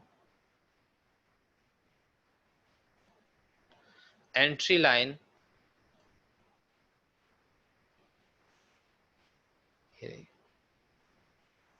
ये स्टॉप लॉस, प्रॉक्सिमल से थोड़ा ऊपर एंट्री, डिजिटल से थोड़ा नीचे स्टॉप लॉस।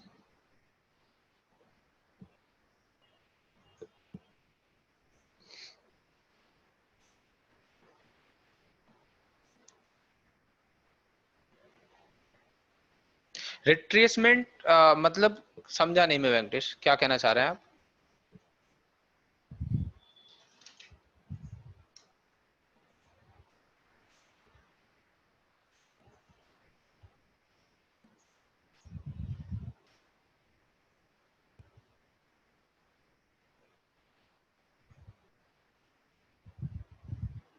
यस, क्लोजिंग हमें देखनी है और वन टाइम फ्रेम हायर इसने कुछ ब्रेक किया और सेम टाइम फ्रेम पे भी ब्रेक किया है तो अच्छा है, जो ये कि जो कि इससे पहले वाला रूल था। बट हम अग्रेसिव और कंजर्वेटिव एंट्री की बात करते हैं ना, तो वन टाइम फ्रेम हायर ही हो।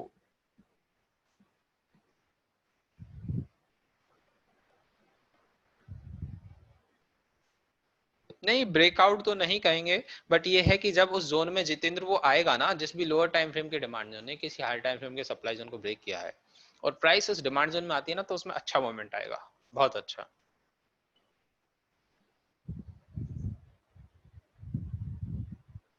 यस प्रशांत, जोन में आने के बाद ही लेना है, जोन में आने के बाद ही लेना है।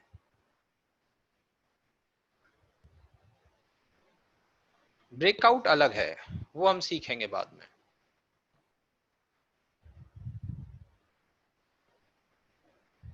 नहीं, यदि ये सप्लाई जोन ब्रेक कर दिया, ये सप्लाई जोन और ऊपर किसी सप्लाई जोन में भी नहीं गया, तो क्यों उसमें जरूरी है कि उसमें सेलिंग प्रेशर आएगा? प्राइस धीरे धीरे भी तो आ सकती है।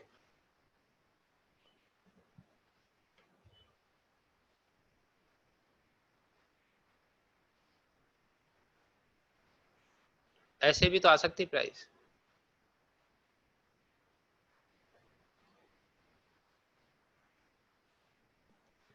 यदि वहीं पे प्राइस इस तरह से आए ना, वो होता है सेलिंग प्रेशर, ये है सेलिंग प्रेशर।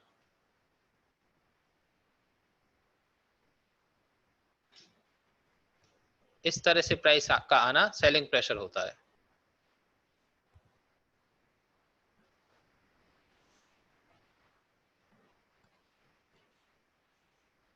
ये सेलिंग प्रेशर है इसे।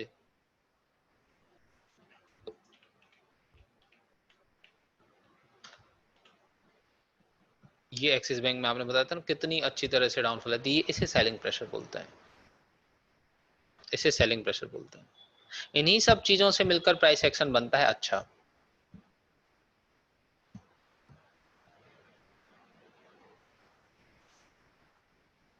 इसे सेलिंग प्रेशर नहीं बोलेंगे। बहुत स्मॉल स्मॉल कैंडल आई हैं और ये देखिए मंथली के डिमांड जोन में आने के बाद रिएक्ट भी कर गया। ये वहीं पे यदि एक या दो कैंडल में ये आ गई होती ना, तो उसे सेलिंग प्रेशर बोलते, कि वो सेलिंग प्रेशर ज्यादा था।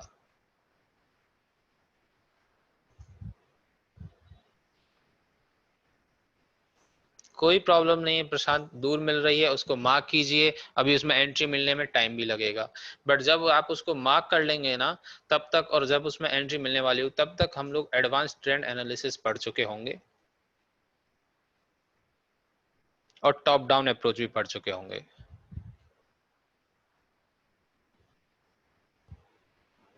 जब तक वीकली के ट्रेड मार्क कीजिए ना, कोई प्रॉब्लम नहीं है, डेली का यदि दूर दूर लग रहा है आपको तो वीकली के ट्रेड मार्क कीजिए, डेली के ट्रेड मार्क कीजिए।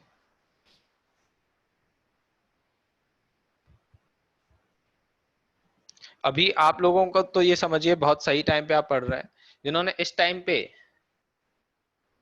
अप्रैल वाले लोगों के साथ क्या हुआ होगा सोचिए, बट अप्रैल वाले लोग और मई वाले लोग बहुत अच्छा काम कर रहे हैं अभी भी।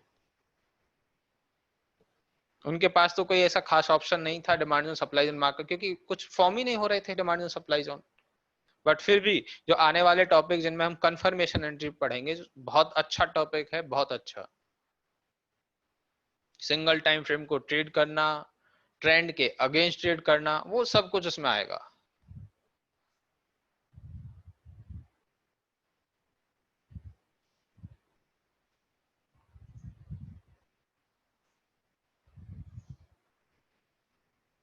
डिमांड जोन को नहीं तो किसी स्ट्रक्चर को तो ब्रेक करे,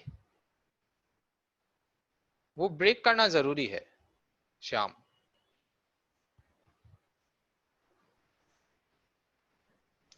मार्केट गिर रहा है तो अच्छे अच्छे डिमांड जोन में आएगा संकेत, हमें उनका वेट करना है। ट्रेड यदि आपने पहले से ढूंढ रखी है और मार्केट नीचे है तो पक्का वो अच्छे अच्छे डिमांड जोन में आएगा, वो हमारे लिए अपॉर्चुनिटी ही होगी।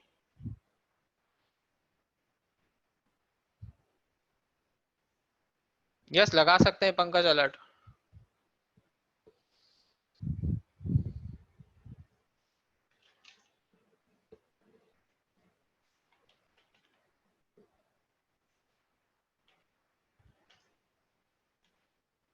जैसे फेडरल बैंक वाला जो एग्जांपल था, हाँ बिल्कुल श्याम। तो जब इतना सेलिंग प्रेशर हो, हमें मतलब दो चार ट्रेड अपनी स्टॉप लॉस हुई फिर उसमें अवॉइड ही करना है ना। मैंने बताया था ना, यदि आपको लग रहा है मार्केट में सेलिंग प्रेशर ज्यादा है, बाइंग प्रेशर ज्यादा है, आपकी ट्रेड नहीं चल रही, मार्केट ट्रेड करने लायक है ही नहीं, तो क्यों ट्रेड करना जबरदस्ती। बैठ जाओ आराम से, पैसा बचा रहेगा तो समझो पैसा बन गया।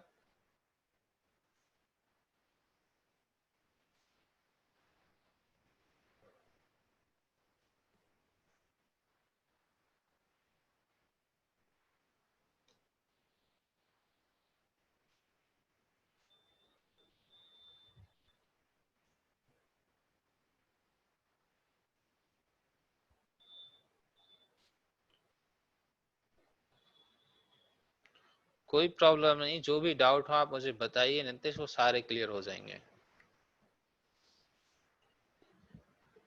क्या आप लोगों को फेडरल बैंक का एग्जांपल मैंने डिस्कस किया था?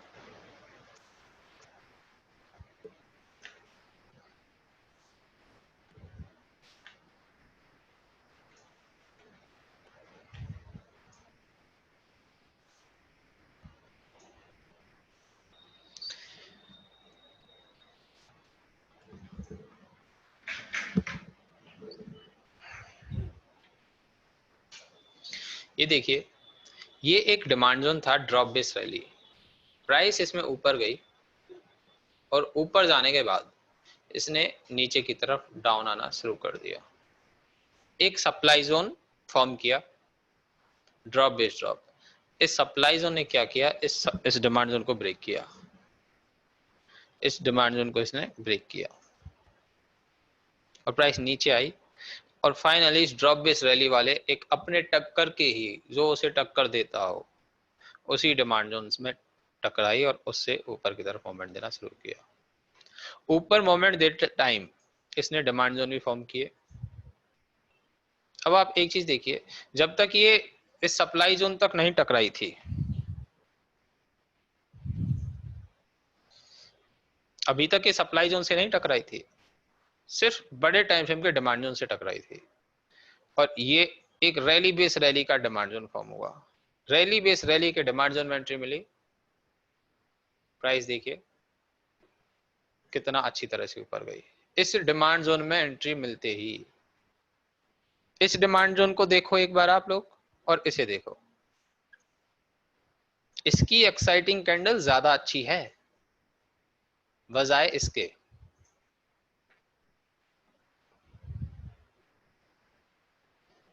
इसकी एक्साइटिंग कैंडल कम अच्छी है और इसकी ज्यादा अच्छी है, बट देखो फिर भी जब प्राइस हायर टाइम फ्रेम के उसी टाइम फ्रेम के एक बड़े सप्लाई जोन में गई ना, तो ये जोन ब्रेक हो गया। क्यों? यहाँ पे सेलर ज्यादा थे, सेलर एक्टिव हो गए और ये ब्रेक हो गया ये वाला जोन। अब देखिए, जब आपके पास ये पिक्चर नहीं होती तो आप बता सकते हैं कि ये डिमांड जोन चलने वाला है, ये डिमांड जोन चलने वाला है। हमें पहले ही पता रहता है कि कौन सा डिमांड जोन चलेगा, कौन सा डिमांड जोन नहीं चलेगा, या कौन सा सप्लाई जोन चलेगा, कौन सा सप्लाई जोन नहीं चलेगा। जो गलती होती है सिर्फ और सिर्फ अपने ग्रिड की वजह से होती है कि हमें ट्रेड लेनी है, उस वजह से। ये डिमांड जोन इतना छोटे होते होने के बाद भी इसने अच्छा खासा अप मूव दिया, अच्छा खासा अप मूव दिया। क्यों? क्योंकि एक हायर टाइम फ्रेम से लौट रहा था। यस, लोकेशन का इंपॉर्टेंस। और जब इससे टकराई और देखिए सेलिंग प्रेशर कितना था, इसे ब्रेक किया इसने तो सस्टेन करके रखा, इसने प्राइस को ऊपर भी दिया। वो फिर यहाँ पे ये भी क्लियर हो जाता है, रैली बेस रैली और drop base drop, drop base rally.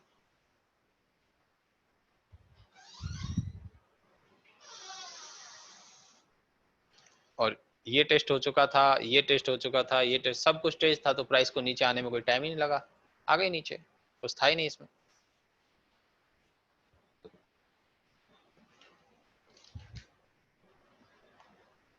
सिर्फ प्राइस एक्शन और कुछ भी नहीं, डिमांड सप्लाई के साथ प्राइस एक्शन।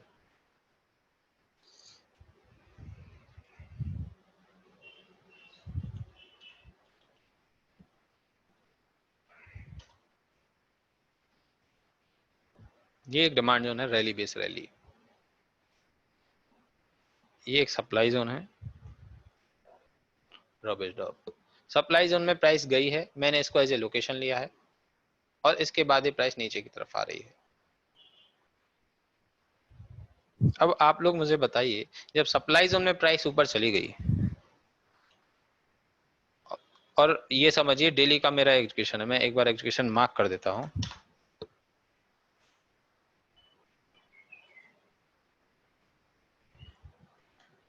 मेरे पास एक ये डिमांड जोन है, एक ये भी डिमांड जोन है, गैप के साथ है, प्राइस ऊपर भी गई है काफी अच्छा से। तो ये लेना मेरे लिए अच्छा रहेगा या ये लेना? ऊपर वाला है नीचे वाला? बताइए आप लोग।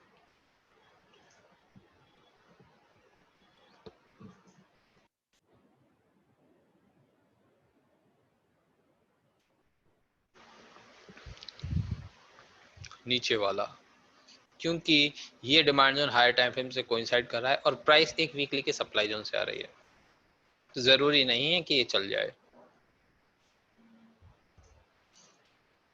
यदि ये हायर टाइम फ्रेम से कोइंसाइड नहीं कर रहा होता ना, तो इसने भी देखो इस सप्लाई जोन को ब्रेक किया है, तो मैं इसे भी ले लेता। ये हायर टाइम फ्रेम से रिएक्ट नहीं कर रहा होता तो, बट इसने हाई टाइम फ्रेम से रिएक्ट कर रहा है, तो मैं थोड़ा सा कंजर्वेटिव होऊंगा और इसे ही ट्रेड करूंगा, इसे नहीं। चल जाए वो दूसरी बात है, बट मुझे नहीं करनी, अपनी आदत खराब नहीं करनी है मुझे। 2-3 जोन चलेंगे, कॉन्फिडेंस आएगा, फिर हम कोई भी जोन मार्क करने लग जाएंगे, कोई भी जोन ट्रेड करने लग जाएंगे, और फिर पैसा जाने लगेगा तो फिर अच्छा जाएगा, रूल ब्रेक हो जाएगा।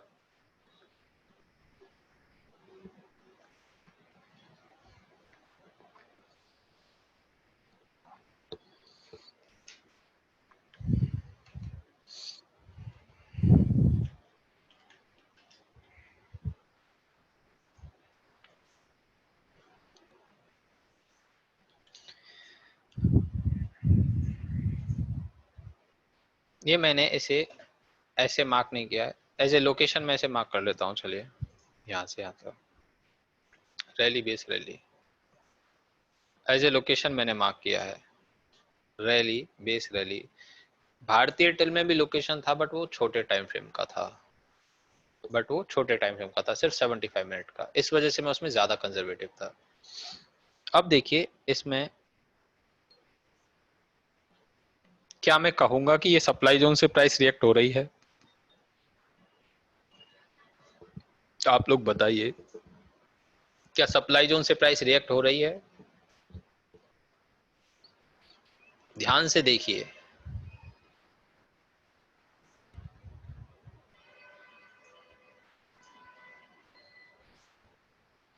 रीजन बताइए क्यों आपको ऐसा लग रहा है नहीं हो रही है, क्या है इसमें ऐसा?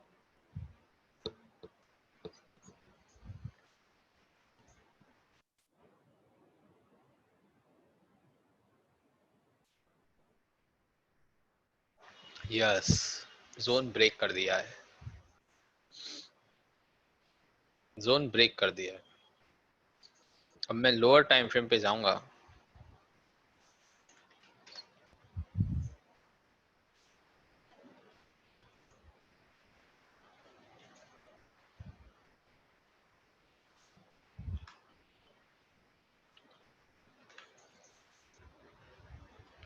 यस सस्टेन नहीं किया, जोन ब्रेक कर दिया।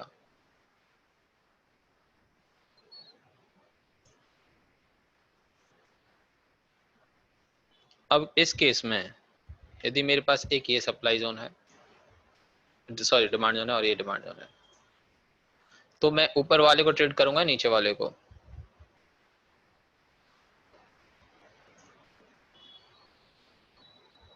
नीचे वाले को, क्योंकि उसने क्लोजिंग नहीं दी, उसने क्लोजिंग ऊपर नहीं दी।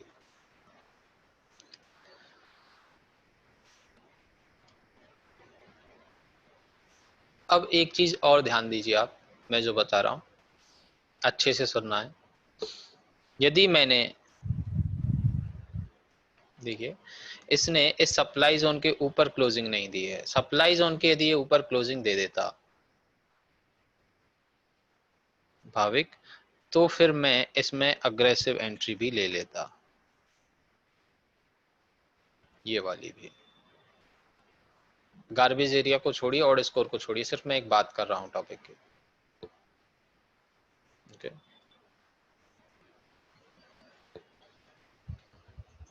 अब एक बात देखिए, आप ध्यान से सुनिए, यदि आपने कोई WIT ट्रेड प्लान करी है, उसमें 75 मिनट या 125 मिनट पे कुछ अच्छा एग्जीक्यूशन नहीं मिला, लोकेशन पे आप पूरी तरह से कॉन्फिडेंट हो, ट्रेंड भी आपके फेवर में है, बट 75 टू 125 या जो भी एग्जीक्यूशन टाइम फ्रेम हम लोग ले रहे हैं, उस पे कोई अच्छा हमें सेटअप नहीं मिला है, तो हमें क्या करना है? वन टाइम फ्रेम हायर ऊपर, इंटरमीडिएट टाइम फ्रेम, उस पे भी हम लोग ट्रेड कर सकते हैं, सिर्फ वन टाइम फ्रेम हायर, ऐसा नहीं कि लोकेशन को ट्रेड कर दें, one time frame higher. But हर केस में ऐसा नहीं होगा, सिर्फ 5% केस में ऐसा करना है, ऐसा नहीं कि इसे हमें आदत बना लेनी है, सिर्फ 5% केस में ही ऐसा करना है कि हमें 75 मिनट पे कुछ अच्छा स्ट्रक्चर नहीं मिल रहा है, जो भी हमारा एग्जीक्यूशन टाइम फ्रेम है उस पर हमें अच्छा स्ट्रक्चर नहीं मिल रहा है, तो हम लोग वन टाइम फ्रेम हायर पे भी अपना एग्जीक्यूशन रख सकते हैं। सपोज कीजिए मुझे वहां पे 75 125 मिनट पे कुछ भी नहीं मिला है, तो मैं इसे भी डायरेक्टली ट्रेड कर सकता हूँ। भाई हम लोग रिफाइन करते हैं लेवल्स को, किस लिए? कि हमें स्मॉल से स्मॉल अच्छे से अच्छा पैटर्न मिले जिसमें हमारा स्टॉप लॉस पॉइंट कम हो। यदि मुझे 75 125 पे स्ट्रक्चर नहीं मिल रही है, तो मैं डेली को भी इसे ट्रेड कर लूंगा। सेम DIT के लिए है, यदि 15 मिनट पे नहीं मिल रही तो 75 मिनट को, बट अच्छा होना चाहिए, रेंज बहुत बड़ी नहीं होनी चाहिए उस टाइम फ्रेम के लिए, और इसे आदत नहीं बनाना है। यदि नहीं है तो ही लेंगे, ऐसा नहीं कि हम लोअर टाइम फ्रेम पे जा ही नहीं रहे हैं। हम लोअर टाइम फ्रेम पे क्यों जाते हैं? जब कैंडल ब्रेकडाउन आपको पढ़ाया था तो उसमें बताया था कि हायर टाइम फ्रेम की रेंज बड़ी होती है, लोअर टाइम फ्रेम की छोटी होती है। हमें ऐसे जोन रिफाइन करने होते हैं जहाँ पे छोटे से छोटा हमें जोन मिल जाए, जिसमें हम 10 रुपीज का स्टॉप लॉस ले रहे हैं तो 20 रुपीज का टारगेट ले रहे हैं, जिसको अचीव होने में ज्यादा टाइम नहीं लगे। यदि हम बड़ा टाइम फ्रेम ट्रेड करेंगे ना तो क्या होगा, यदि हमने बड़ा टाइम फ्रेम ट्रेड किया तो स्टॉप लॉस बड़ा हो जाएगा। स्टॉप लॉस बड़ा है तो टारगेट तो डबल रखने ही वाले हैं, टारगेट तो डबल से नीचे लेते ही नहीं है, तो टारगेट भी बड़ा हो जाएगा, उस ट्रेड को अचीव होने में भी उतना टाइम लगेगा। अब यदि 15 मिनट की जगह आपने 75 मिनट हर बार ट्रेड करने लग गए इंट्राडे के लिए, डेली इनकम ट्रेड के लिए, तो ऐसा जरूरी नहीं होगा ना, जहाँ पे 5 रुपीज का स्टॉप लॉस होता वहां पे आपका 8 रुपीज का स्टॉप लॉस होगा, और जहाँ 10 रुपीज का टारगेट होना चाहिए था वहां आपका 18 रुपीज का 16 रुपीज का टारगेट होगा, तो वो अचीव होने में टाइम लग जाएगा। ट्रेड हो सकता है सेम डे क्लोज भी नहीं हो। ओके, इसका ध्यान रखना है। आज बहुत सारे इंपॉर्टेंट पॉइंट मैंने बताए हैं, ये सब आपको अपनी डायरी में नोट करें। नोट्स तो बनाने ही बनाने, कुछ जो हाइलाइट्स होती है ना ये आपको अपने पास हमेशा रखनी है।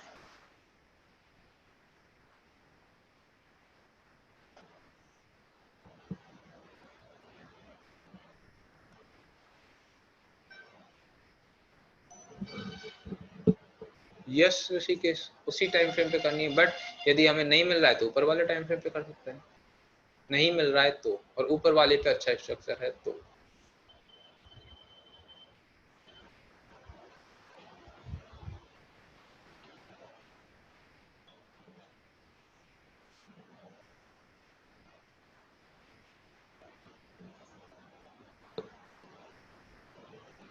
हाई टाइम और लो टाइम प्राइस रिएक्शन,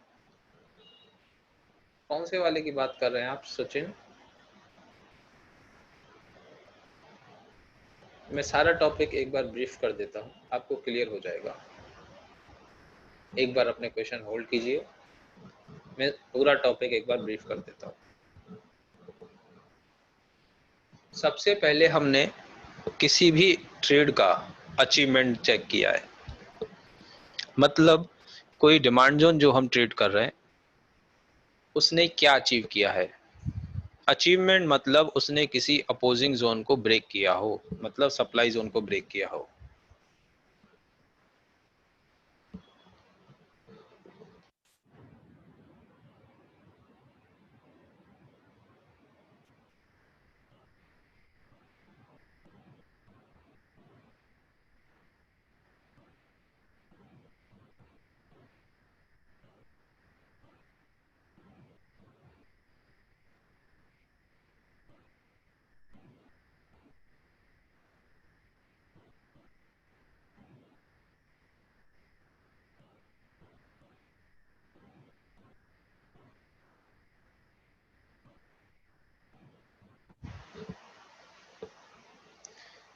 अचीवमेंट मतलब सेम टाइम फ्रेम की मैं बात कर रहा हूं कि डेली के टाइम फ्रेम ने डेली के सप्लाई जोन को ब्रेक किया है, या डेली के सप्लाई जोन ने डेली के डिमांड जोन को ब्रेक किया है, वही जोन वैलिड होता है। ऐसा नहीं है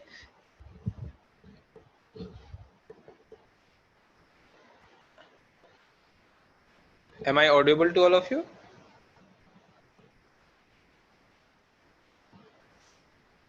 ओके, ऐसा नहीं है हम किसी भी जोन को ट्रेड करें, जब तक कोई अचीवमेंट नहीं है तब तक हम उसे ट्रेड नहीं करेंगे। ये एक परफेक्ट जोन का बहुत अच्छा साइन होता है। क्वेश्चन होल्ड कीजिए, पहले मैं ब्रीफ कर रहा हूं पूरा टॉपिक, उसके बाद मैं आपके क्वेश्चन पे आऊंगा। फिर हम बात कर रहे थे कि किसी कोई लोअर टाइम फ्रेम वाला डिमांड जोन किसी हायर टाइम फ्रेम वाले सप्लाई जोन को ब्रेक करे। कोई लोअर टाइम फ्रेम वाला डिमांड जोन किसी हायर टाइम फ्रेम के सप्लाई जोन को ब्रेक करे। यदि हम लोग 5 मिनट का कोई भी डिमांड जोन देख रहे हैं, सपोज कीजिए हम इसी की बात कर रहे हैं, इस रैली बेस रैली का, इस रैली बेस रैली ये डेली का डिमांड जोन है, इसने क्या किया है, इस सप्लाई जोन को ब्रेक किया है, ड्रॉप बेस ड्रॉप को।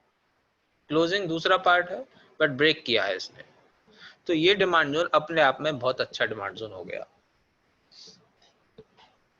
ये डिमांड जोन अपने आप में बहुत अच्छा डिमांड जोन है। जब भी कोई स्टॉक या कोई भी जोन अपने से एक टाइम फ्रेम ऊपर किसी अपोजिंग जोन को ब्रेक करता है तो वह जोन बहुत अच्छा होता है।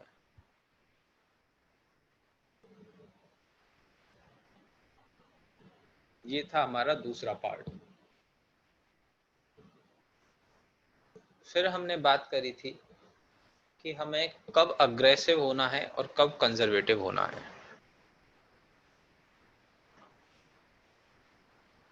यदि ये हमारा डेली का कोई स्ट्रक्चर है और वहीं पे 15 मिनट का ये स्ट्रक्चर है, 15 मिनट पे कोइंसाइड करता हुआ एक जोन है और ये एक और ऊपर वाला जोन है।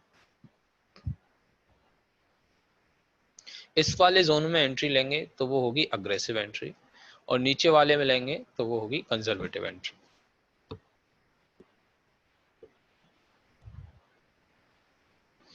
यदि ये प्राइस एक्शन बनने के बाद, ये डिमांड जोन फॉर्म होने के बाद प्राइस इसमें गई किसी सप्लाई जोन में, और सप्लाई जोन में जाने के बाद वो रिएक्ट करने लग गई नीचे की तरफ, सप्लाई जोन में जाने के बाद प्राइस नीचे की तरफ रिएक्ट करने लग गई,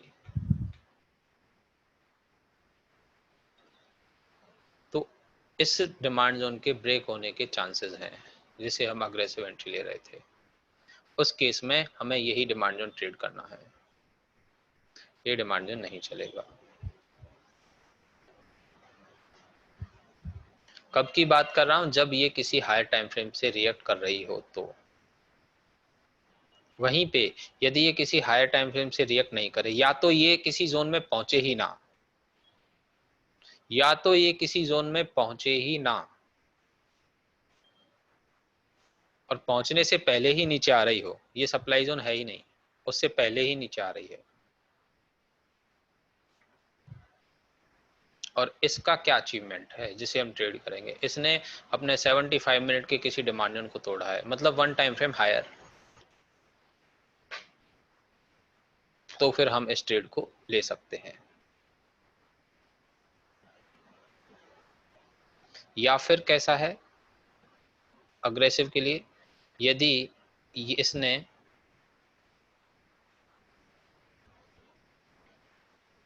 इस जोन को ब्रेक कर दिया और ऊपर क्लोजिंग भी दे दी, तो भी जब प्राइस ऊपर से नीचे आएगी तो हम इसे अग्रेसिव को ले सकते हैं। क्यों? क्योंकि इसका अचीवमेंट बहुत अच्छा हो गया, इसका अचीवमेंट बहुत अच्छा हो गया।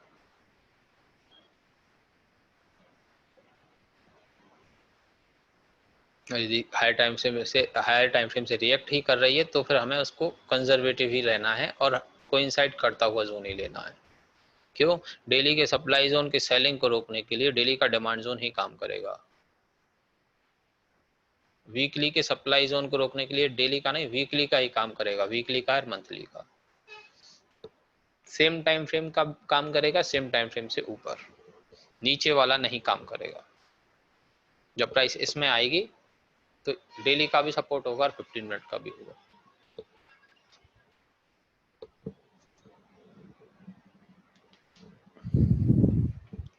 फिर मैंने बताया था आपको एंट्री लेने का तरीका।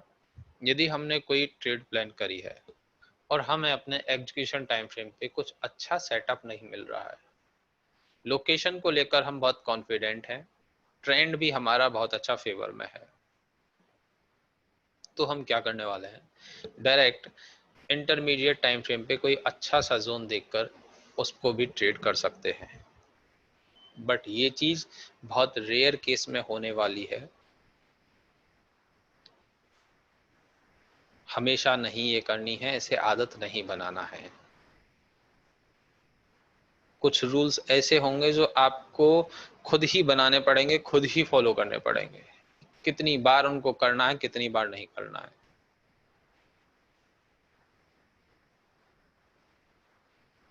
कौन सा रूल कब अप्लाई करना है, कब ब्रेक करना है, कब फॉलो करना है, वो सब आपको ही करना होगा। ओके।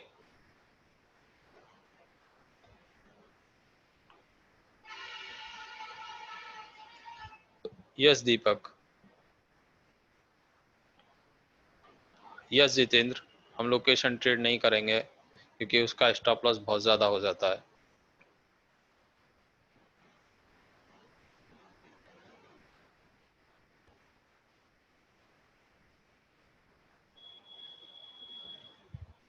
और ये जो जोन का अचीवमेंट और ये सब कुछ है, ये सब कुछ हम एग्जीक्यूशन टाइम फ्रेम पे करने वाले हैं।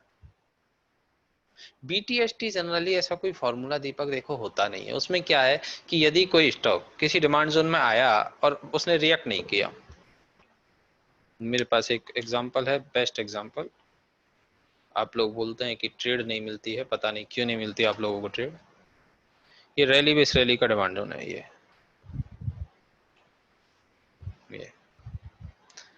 अब सपोज कीजिए ये फॉर्म हुआ था ऐसे, और कल इसमें ऐसे प्राइस आई थी। अब इस डिमांड जोन में आने के बाद, इस डिमांड जोन में प्राइस आने के बाद रिएक्ट नहीं करी, मार्केट हो गया क्लोज, तो हम इसे एज ए बीटीएसटी ले सकते हैं कि ये कल ओपन ऊपर होगी, और प्राइस ओपन होने के बाद यहाँ ओपन हुई थी और इसके बाद अच्छा खासा ऊपर भी गई थी, बट जब मार्केट में सेलिंग आई तो फिर नीचे आ गई, क्योंकि बैंक निफ्टी और पूरा फाइनेंस सेक्टर सब कुछ नीचे आ गया था। बट ये आपको मैं स्मॉलर टाइम फ्रेम पे लेकर जाऊं,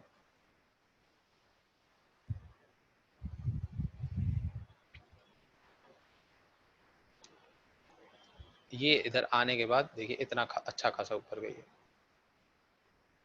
ऑलमोस्ट 200 पॉइंट का इसने अप मूव दिया था, बट जब मार्केट नीचे आने लगा तो फिर नीचे आ गई।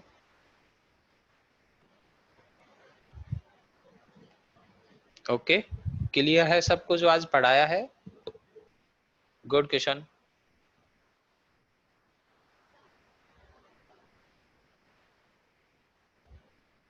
आज जो टॉपिक पढ़ाया है वो क्लियर है सबको? किसी को कोई डाउट है आज के टॉपिक में कुछ भी?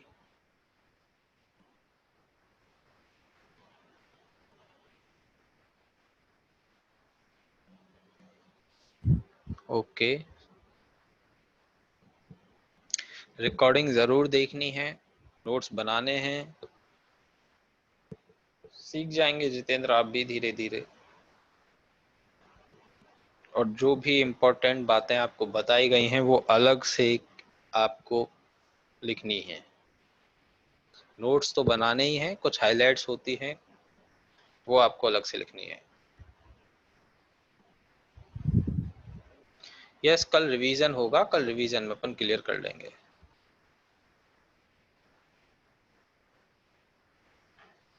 दीपक नाइट ट्रेड, आप ये बिग ट्रेड से बाहर जाते क्यों हैं?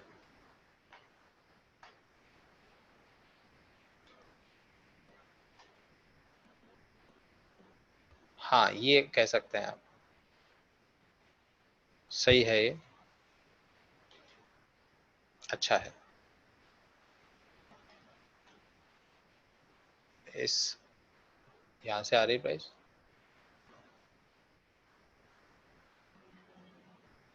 सेंचुरी टेक्सटाइल में क्या बताना है रोहन?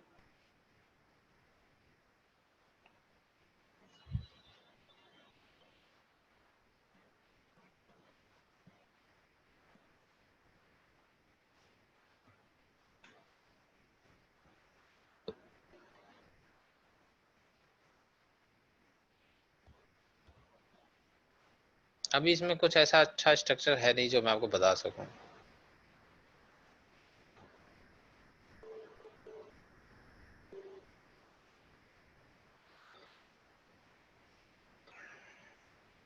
सौम्य रंजन, ये बिग ट्रेड लिस्ट, यदि आपके पास ट्रेड टाइगर नहीं है तो फिर आपके पास जो भी ब्रोकर होगा उसमें देखिए कहीं ना कहीं तो ऑप्शन होगा जिनको आप इंट्राडे ट्रेड कर सकते हैं, वो सारे शेयर की एक अलग लिस्ट होगी, वो सारे शेयर की एक अलग लिस्ट होगी।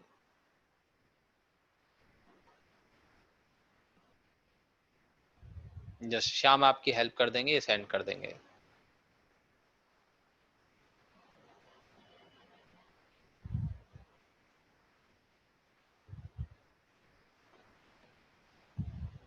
मैंने बताया था जो ट्रेड आपने ले रखी है ना उसके बारे में मैं नहीं बताऊंगा दीपक, आप अपना रिसर्च कीजिए, व्यू पूछिए कि मुझे ऐसा लग रहा है इसमें, क्या ये जोन है, क्या ऐसा प्राइस एक्शन बन रहा है, आपको मैं बताऊंगा, मुझे बताने में कोई बुराई नहीं, मुझे पर्सनली मैसेज कर दीजिए।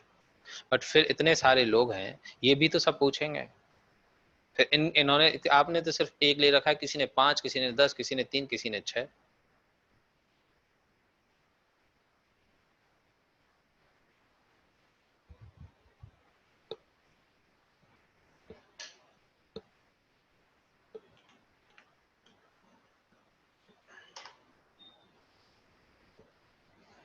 अभी ये यही एक इसमें जोन है। ये क्या है कि एक्चुअली इस क्वार्टरली के सप्लाई जोन में जा चुका था, इस क्वार्टरली के सप्लाई जोन में जा चुका था, तो इसमें थोड़ा सेलिंग प्रेशर ज़्यादा है। तो अभी हमें इसमें वेट करना चाहिए, कुछ करना नहीं चाहिए। जब क्वार्टरली और मंथली के सप्लाई जोन में गया ना, देखिए मंथली की विक और क्वार्टरली का ये, इन दोनों में है, तो अभी इसमें वेट करना चाहिए, कुछ नहीं करना है। हाई टाइम फ्रेम से टकरा गया।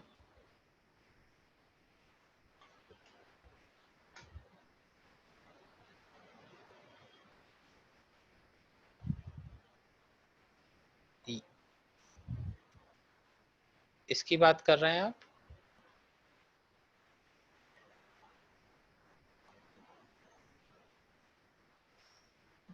इरशाद, इस जोन की बात कर रहे हैं?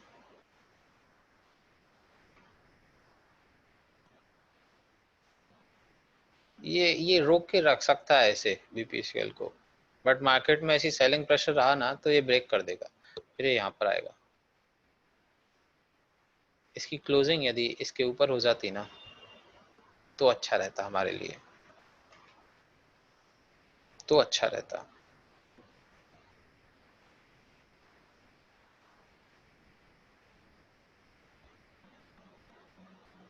लोकेशन किशन हमेशा नियरेस्ट लेना है,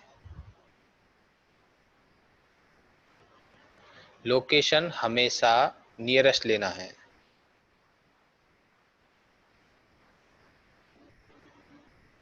और अग्रेसिव एंट्री और कंजर्वेटिव एंट्री का आज टॉपिक क्लियर हो गया है, तो वो आप उसके अकॉर्डिंग कीजिएगा प्रैक्टिस।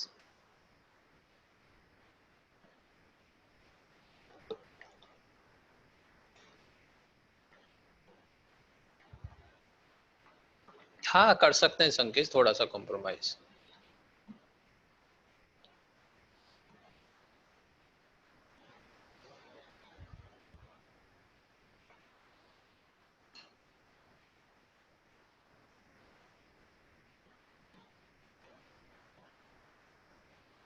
अभी तक तो दीपक नहीं देखना है एमआईटी और डब्ल्यूआईटी की क्या है, बट जब टॉप डाउन अप्रोच होंगे ना, तो हम लोग जब डीआईटी, मैंने पहले ही बताया था, जब हम डीआईटी और एचआईटी प्लान करते हैं ना, तो हमारे पास सारी सभी टाइम फ्रेम्स की, हाई टाइम फ्रेम्स की पिक्चर क्लियर होनी चाहिए।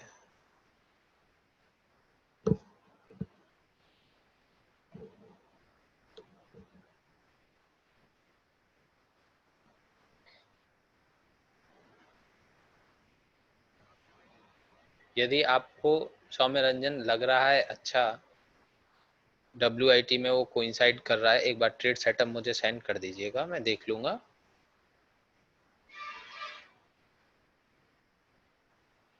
वो अभी वेंकटेश समझ नहीं आएगा। मोबाइल के लिए ऐसी कोई यूजफुल ऐप, आपको रिसर्च तो आपको सिस्टम पे ही करनी पड़ेगी।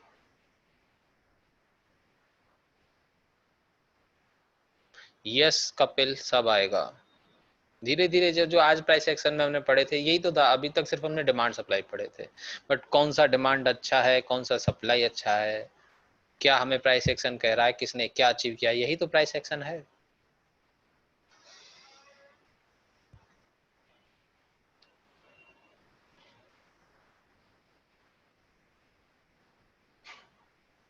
नहीं श्याम, ऐसा है कि हायर टाइम फ्रेम पे यदि एक ही पिक्चर है ना डिमांड और सप्लाई में से, तो हम उसे इंटरमीडिएट में, सॉरी, उसको हम इक्विलिब्रियम में मानकर ट्रेड करेंगे।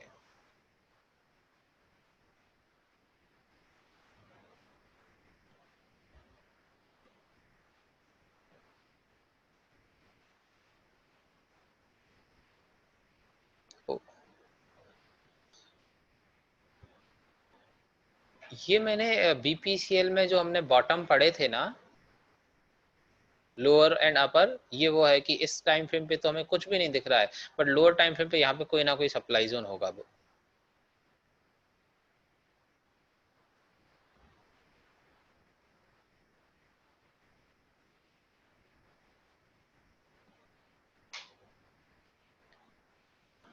आपने जितिन नोट्स बनाए नहीं है अभी?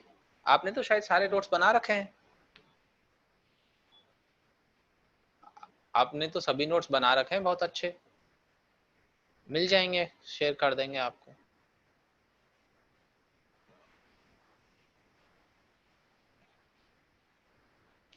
फंडामेंटल से बिग ट्रेड लिस्ट में सभी कंपनीज अच्छी हैं, जो नहीं है जैसे आइडिया रही और बाकी की ये कोई एक इंफ्रा की है वो नहीं, दो पांच कंपनी ऐसी हैं, बाकी सब अच्छी कंपनी है। अच्छा जितेंद्र वो आप हैं। अच्छे नोट्स बना रखे हैं आपने।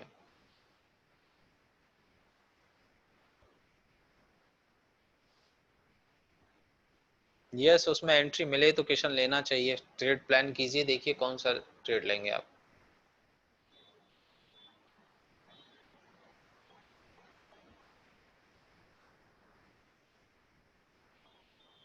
हायर हाइज हम लोग जब ट्रेंड पढ़ेंगे ना तो आपको बताएंगे संकेत।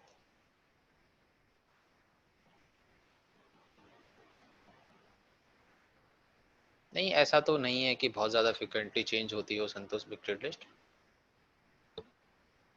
मैं तो नहीं काम कर रहा हूँ इस एफपीओ में।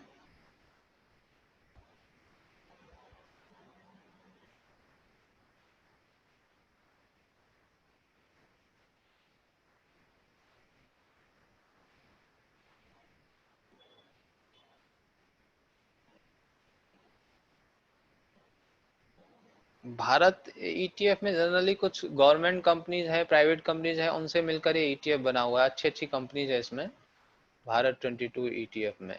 बट उस पे क्या जाना, जब आपको रिस्क मैनेजमेंट सिखाने के बाद भी आपको यूं लगता है कि भारत 22 ईटीएफ में पैसा लगाना चाहिए।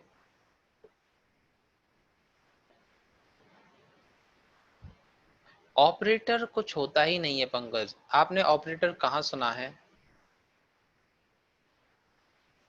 ये जनरली क्या होता है कि हम लोगों ने ट्रेड करी होती है ब्रोकर के साथ या किसी ऐसे जिसके ऊपर हम डिपेंडेंट हों, उनके साथ। तो वो लोग जब हमें पैसा बनाकर नहीं दे रहे होते हैं ना, तो उनका यही रहता है कि ऑपरेटर पैसा नहीं कमाने दे रहा है, ऑपरेटर नहीं कमाने दे रहा है। जो है वो इंस्टीट्यूशनल है, जो है वो इंस्टीट्यूशनल है, और उनके फुटप्रिंट करके ही, फॉलो करके ही हम पैसा बना सकते हैं, और वही हम लोग सीख रहे हैं।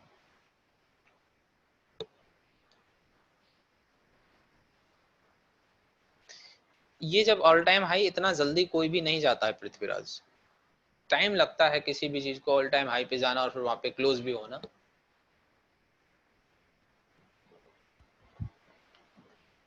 सबको लग रहा है ऑल टाइम हाई पे जाएगा, ऑप्शन बाय करके बैठे हैं, और वहां पे जो ऑप्शन सेलर है वो पैसा कमा रहे हैं।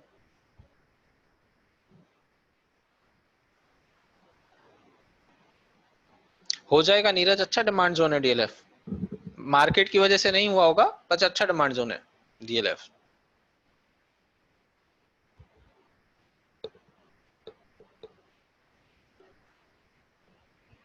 एचआईटी किशन अभी नहीं देखे मैंने, आपको बताया था एचआईटी नहीं देखना है। कर लीजिए, कोई प्रॉब्लम नहीं भाविक। कुछ कोई है इसका है शायद, बायोटेक का कुछ है।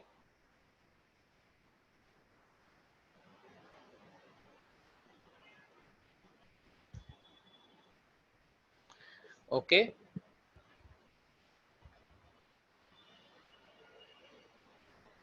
दीपक, हम लोग इसके बारे में, पूरी जर्नी के बारे में लास्ट क्लास में बात करेंगे। ओके